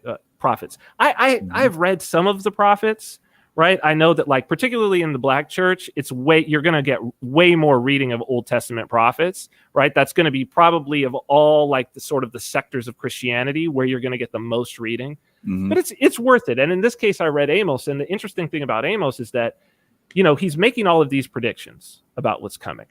And really, when you read it, everybody sees this particular prophet as crazy. And he doesn't come from a particularly, like, clerical background. He was a shepherd. And even at one point, he's like, I don't want to be a shepherd. I don't want to be a prophet. The high priest is telling him, go back where you were from. Do this stuff that you're doing. Get out of here. Because they're worshiping the golden calf and all of that. He's hurting their pockets. Okay. Mm-hmm. And so he's like, get out of here. And he's like, look, I don't want to be here. Okay. I want to be back tending I'd rather just be a simple shepherd. Mm-hmm. I don't want to be here. But part at the beginning is like, this is the Book of Amos, and it's 30 years before the great earthquake that destroyed Judea basically, and it had to be rebuilt. And he's talking about an earthquake is coming and it's going to destroy you. Wow. Now, if the earthquake doesn't come, Amos is not a prophet. Okay, so like this is what we have to think about in terms of the chronology. And so George Orwell is writing 1984 and 1948, right? Now, there's nothing to say. Why does it catch? This is what we have to remember with all of these people. We have to go back and we have to see, like, Orwell was not a big writer when he wrote that book. He was not a popular writer. There was nothing to say except it resonated with people. Something in there, people were reading it, and the crowd, the mind of the crowd said, this could be the future. This could be our future. That's why people read it. When Lucas makes Star Wars, it's kind of an indie film, to be honest. There's nothing to say when he first makes it. Same thing with The Matrix. That's how he got the big merchandise deal. It's because even Fox was like, whatever. Yeah, sure, you can have all the merchandise. It's like, whoa, fucked up there. So see, we know, but we know this. It's the same sort of idea with people buying Bitcoin early on when it's nothing, right? That it's like, it's not that those people were particularly geniuses, and it's not that that this idea that Satoshi had was guaranteed to catch. It's that there are a lot of ideas. This is emergence again. This is evolution. We have to look at what happens in our culture as we look at what happens in nature. It isn't that the crocodile was guaranteed. Right. It's just that there were a lot of things that were kind of variations of a crocodile, and some things that were way off, but those different things happened in the environment and those things died off and the crocodile survived. And so we look afterwards and we say, yeah, that's good. Or that the eye is going to be what it is, right? Or that humans are going to walk upright. No, it's just that there were humans that walk like this, human versions that walk like this, that had more hair, that were shorter, that were taller, that ate different things, that couldn't speak, and one version of that won out among them all. And so, but this is also the way to look at spiritual traditions and why an older spiritual tradition has more value than just one that somebody invented in their garage. The reason is not that it's old, right? The reason it's not just simply that it's old. The reason is that it can't get old if it doesn't work for a whole lot of people. For a long time. For a long time. Right. Yeah. And not just a whole lot of people, but in a whole lot of different scenarios. Yeah. And a whole lot of different technological and civilizational levels. And this is, glory to the Father and the Son and the Holy Spirit, now and ever and unto the ages of ages. Amen. It's the idea that it works now, it works in the future, and it's going to work in the ages of ages. Meaning, after this age is done at the eschaton. That's what Revelation is, the end of the age. No, this is going to work into the ages of ages. So meaning in all situations it works, and that's the definition of the Most High. Right? So it isn't so much that we need to be authoring these stories. It's that we need to be discerning the stories that are already being created. So we have to assume that the prophets are on the earth now, right? That the prophets who are going to tell us what's in the future are on the earth, because this is just the nature of what the Holy Spirit is going to provide. Sure. Right? This is just the nature of what is going to be the emergence of what is going to happen. Now, our job is to be able to, how do we discern? Then that's the question. How do I know that Orwell, how do I know that I'm reading? I'm the first person to read it. How do I have the discernment? Never mind, it's a classic. It's proven out through time, all of these things. How do I know that what I'm reading is valuable? And the thing is that, it's orientation. I have to have some sort of spiritual practice that I have become attuned to. I see something, I'm like, that's from God, right? I see a message, and I'm like, that's a prophetic word.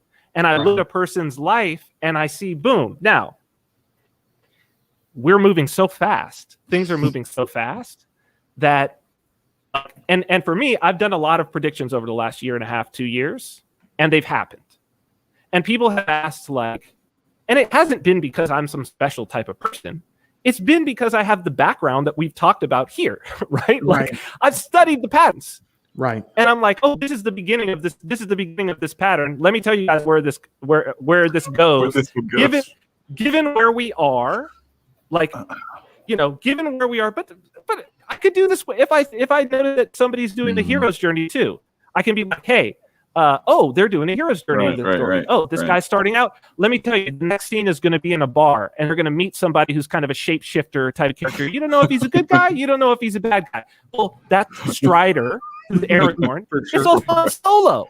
Right. It's Han Solo. For sure. Yeah. Same. And it's Trinity in the Matrix in the nightclub. Follow the White Rabbit. Right. All the time. Right? It's the same.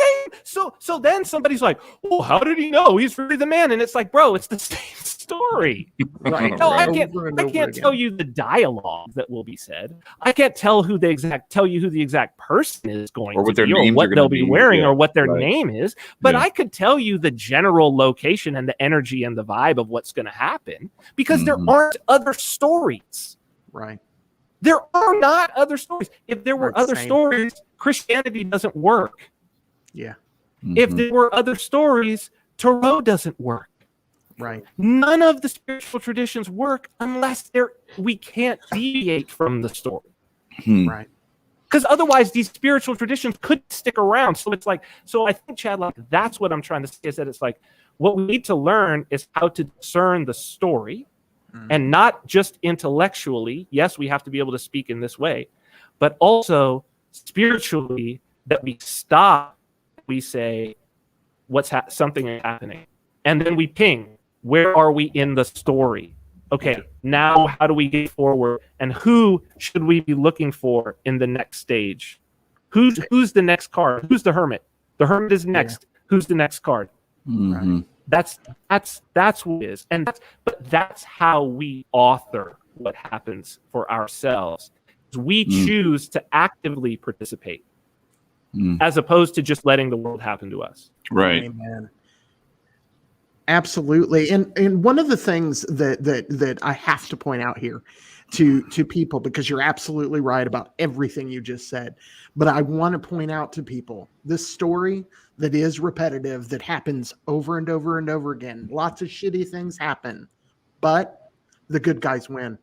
The good guys always win. win. Yes. Every fucking time. Well, so what does it say to you, though, that about like where we are in terms of both authoring and also the awareness that people have, that we have seemingly lost the ability over the last 20 or 30 years to actually write new heroes' journeys, and instead we're just remaking old heroes' journeys that somebody already wrote, like line for line. I'm not just talking about like, oh, this is the hero's journey, but it's different characters, a different setting. Oh, wow, this one's underwater. Oh, cool. No, this is like the same goddamn story that somebody already made that movie, that literally made the movie, and they're just like, yeah, but it had shitty special effects, so this one's going to have better special effects. It's like, dude, Star Wars was like way ahead of its time, even in that sense.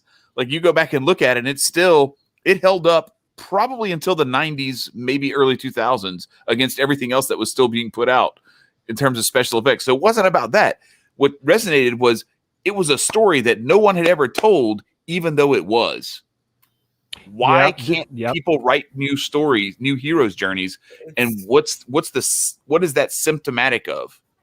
That's it's the symptom of society. Go ahead. It's the symptom of society. It's like so stuck in society. Like I worked at a movie theaters for about like a year and like some change. And am I dead? Am I frozen? Are you good? Go. You're here. Go ahead. At the end of the day, you saw the same repetitive shit, the same clothing style, the same. It's because nobody broke out of this indoctrination cycle of how to tell stories anymore or how to be original anymore. The idea of originality has been thrown out the fucking window, and then when you present to being original, nowadays, everybody looks at you cockeyed because it's like, why are you trying to be unique? Like, who said for you? Who, like, other people's egos get offended. Like, this shit blows the fuck out of me. Pause if that's a pause moment. We still have iPhones and Androids as our main fucking phones. And it's like, I know there's like a billion of you smart ass little kids out here who could have produced something 10 times more better than an Android and an iPhone. But instead, we're still stuck with 10-year-old technology that's just getting like firmware updates, and that's it. Exactly. Oh, well, my iPhone can.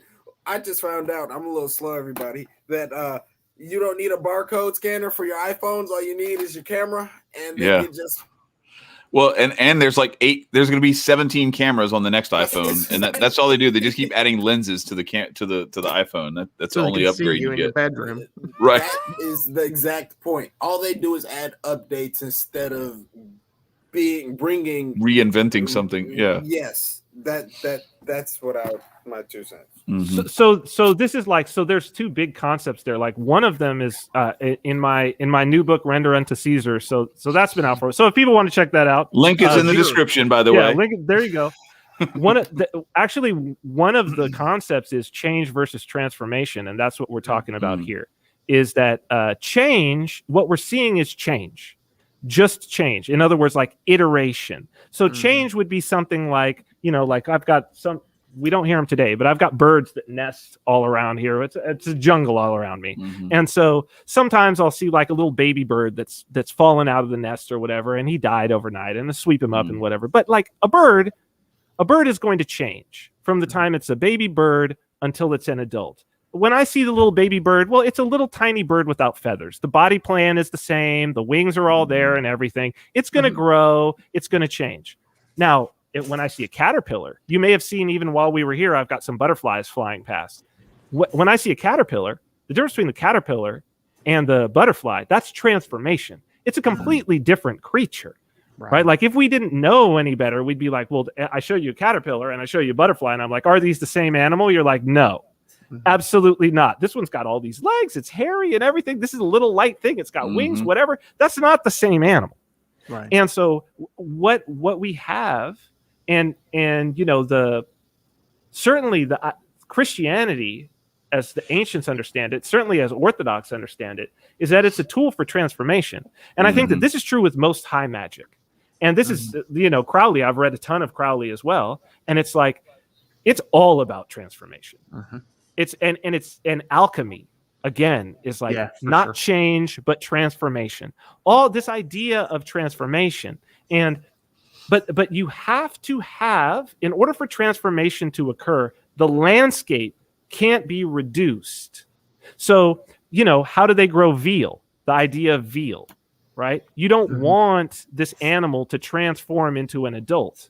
Right. They stick it in this little tiny cage, and the meat stays tender like a calf, except they allow it to get larger. So basically what you get is you just get a large calf because you stuck it into this. Does this sound like the youth of today? Right? That it's like basically what you get is you just atrophied get grown children. Right. You get grown children. Yeah. There is no transformation. And this actually says why we can't make new heroes' journeys. Because the new hero's journey is made by someone who is inspired, meaning the Holy Spirit has entered them. It's inspiration. Something new. But that something new is transformation. Like there is not a separation between the two. When George Lucas becomes the individual who can write Star Wars, when the Wachowskis become do you want to talk about transformation? These are some people who, they've literally like transformed into other genders now, right? So it's like, whether that's good or bad, what you see is this transformation, right? When you become when George Orwell becomes the individual who can write 1984.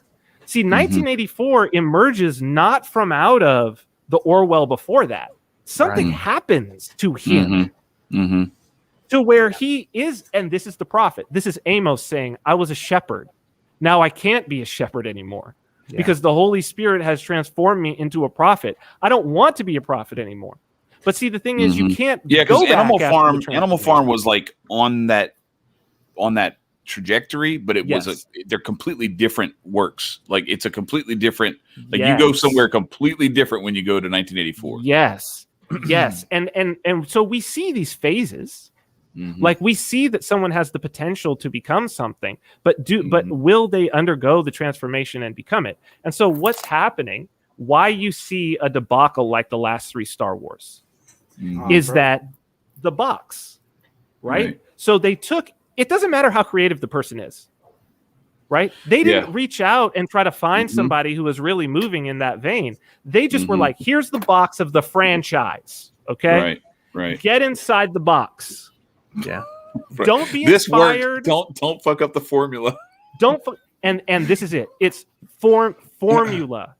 And I talk about this all the time, that it's like now very important for people to understand, and very important for especially people who are like-minded in our way, is that it's not about the vessel.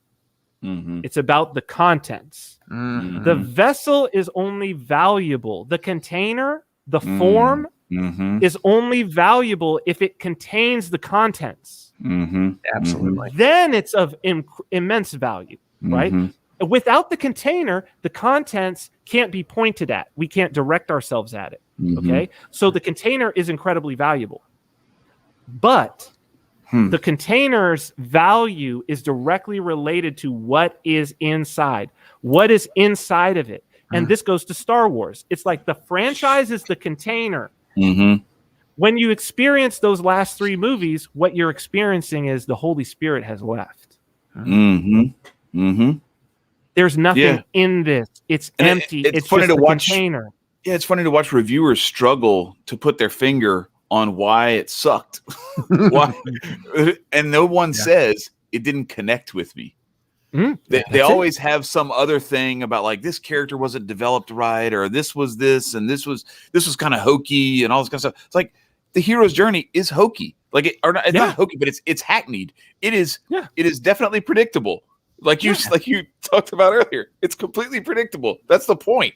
Is that it speaks to a song that harmonizes with our soul, and when you don't harmonize with the soul, it doesn't matter if you're playing all these really fancy instruments. You have a Roland, you're doing 808s and all this. Like, okay, cool, you got the board, you got the, but your drum beats are not making my soul sing, making me leap. Like it's not the same as actually telling the story. I will say there's one person. There are probably some others, but one that really sticks out to me. Christopher Nolan actually has made some stuff that's like, okay, like this actually lands, this connects.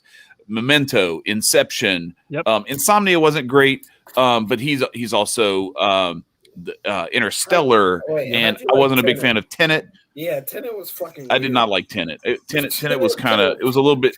It was a try hard movie to me. Right. It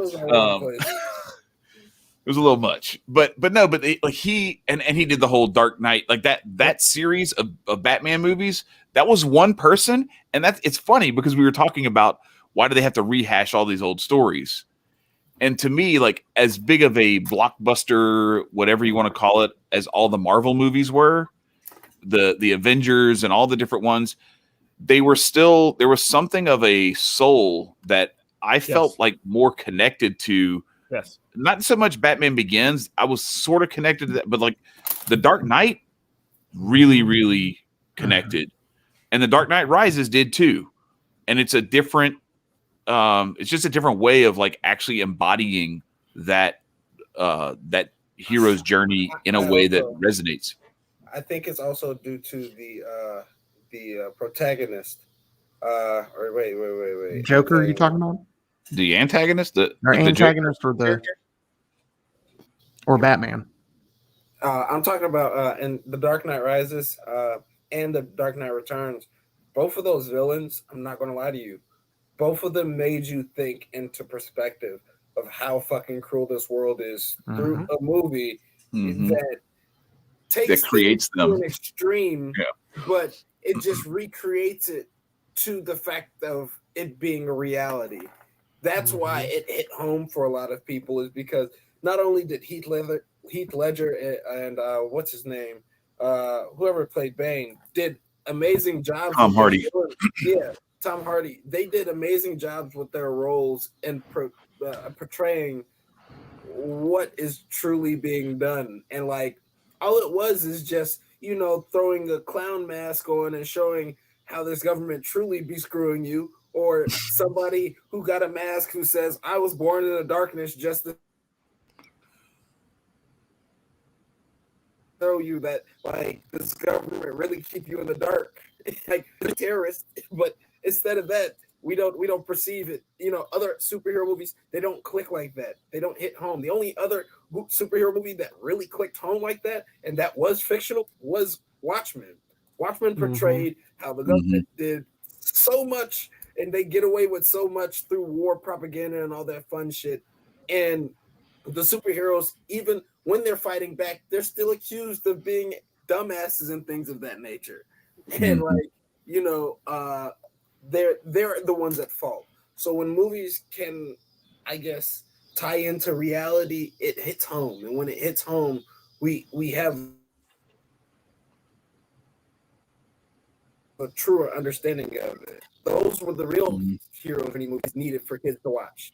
And Batman wasn't really even a superpower person. He was just like, he was just a dude who had like a really cool Batcave.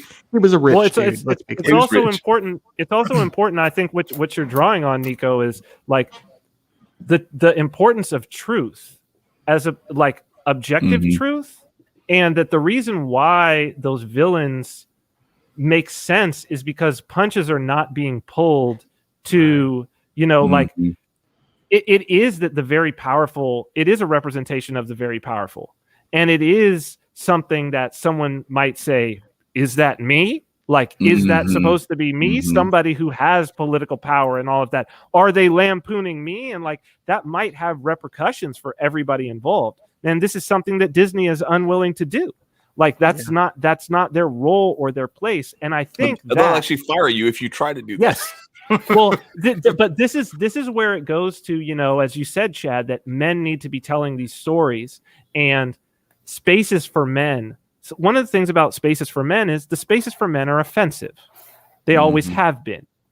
Part of that, we enter into the space being offensive as a means of identifying that we are now in the space of truth.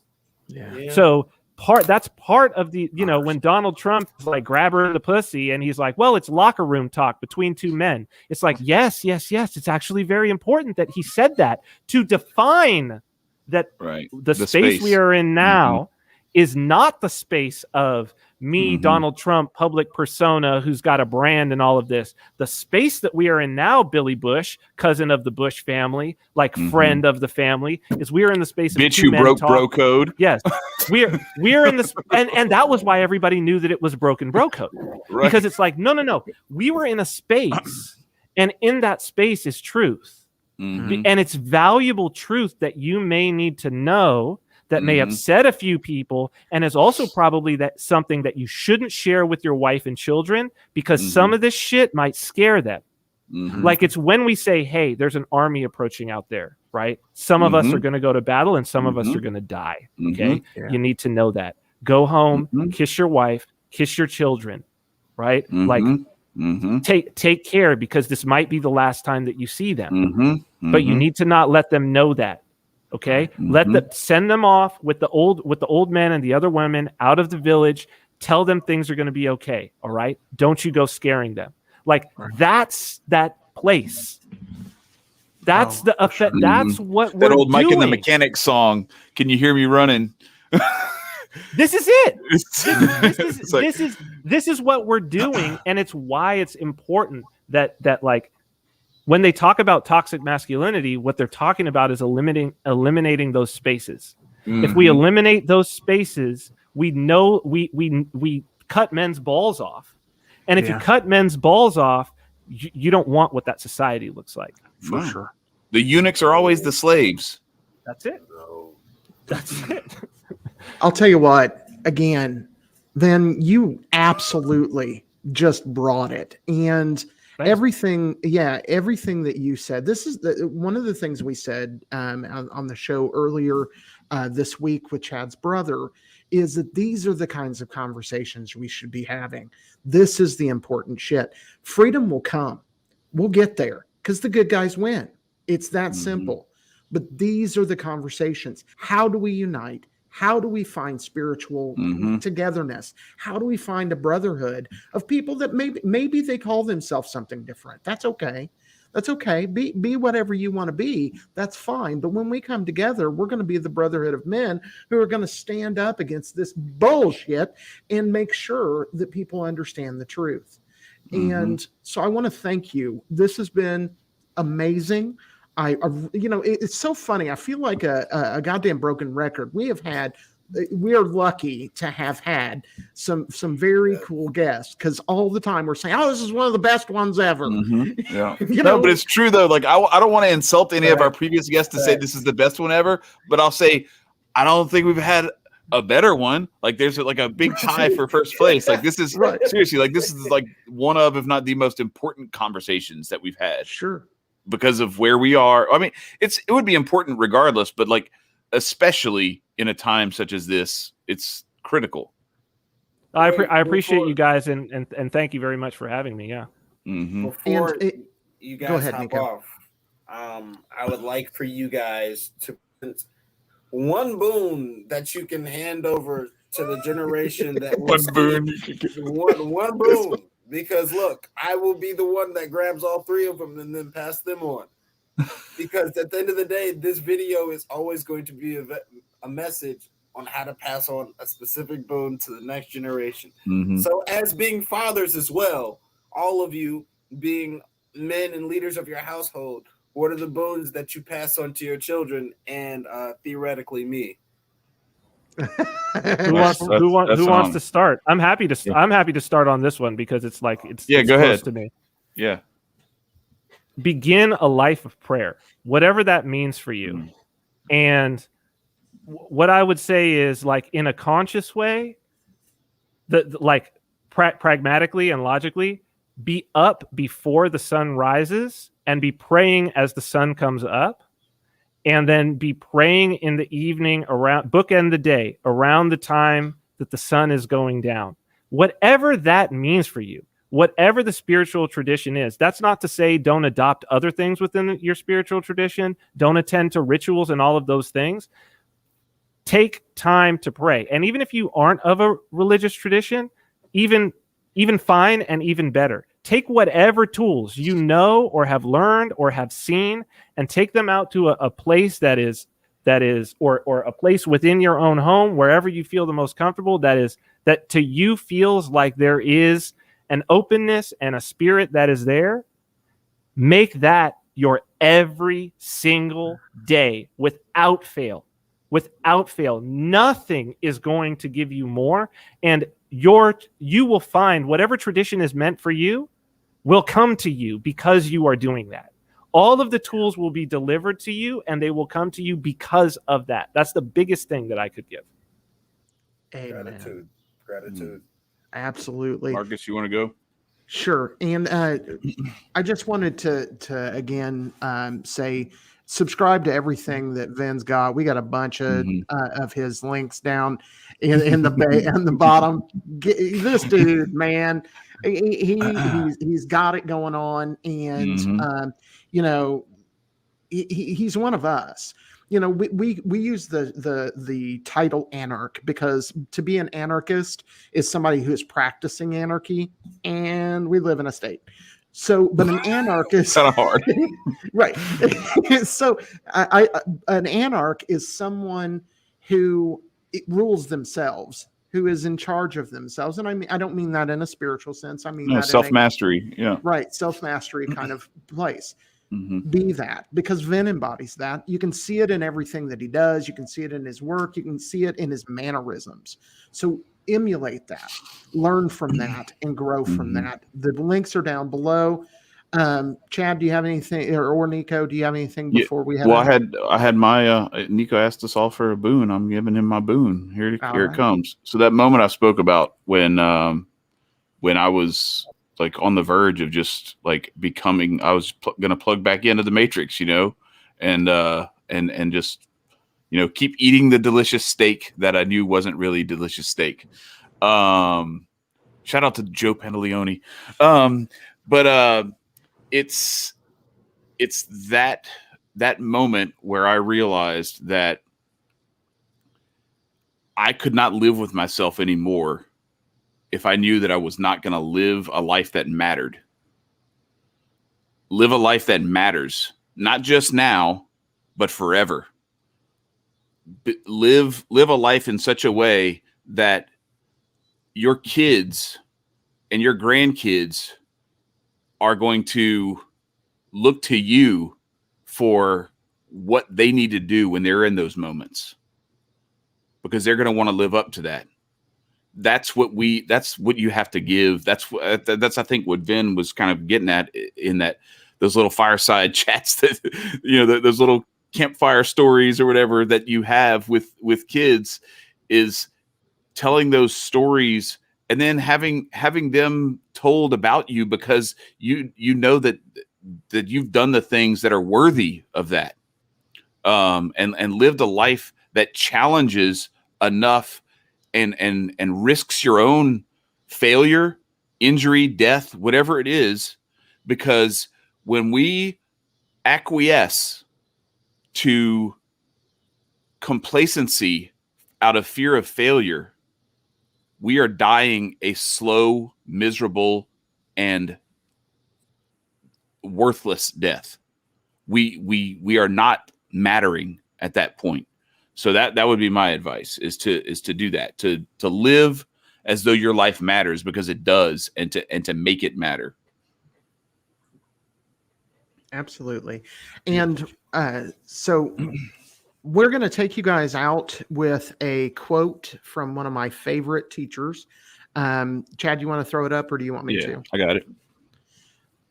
I think all right. Go ahead, Marcus. Yeah, this is Helena Blavatsky, who was a spiritual teacher from the turn of the century, more or less. And she said very simply, there is no higher religion than truth. And that is absolutely true. And it doesn't matter what you call yourself. It doesn't matter what title you put on yourself. Be true to God and aim yourself at that goal. That's the mountain that I'm climbing. Mm-hmm. Amen. Vin, anytime you want to collaborate in the future, we'd love to have you. Sure. This has been an honor. I'm Yeah. not going to say I never expected this to happen, but I certainly didn't expect it to happen as quickly as it did when I put that out into the universe. But thank God it did, because this has been amazing, and I hope our audience has enjoyed this as much as we have. We appreciate you, man. Thank you, gentlemen. This was a blessing, and it was actually a conversation I needed as well. So I feel edified myself. Thank you, gentlemen. It's been a pleasure, really. Thank you. All right, send us home, Marcus. Stay free, my friends. Peace, everybody.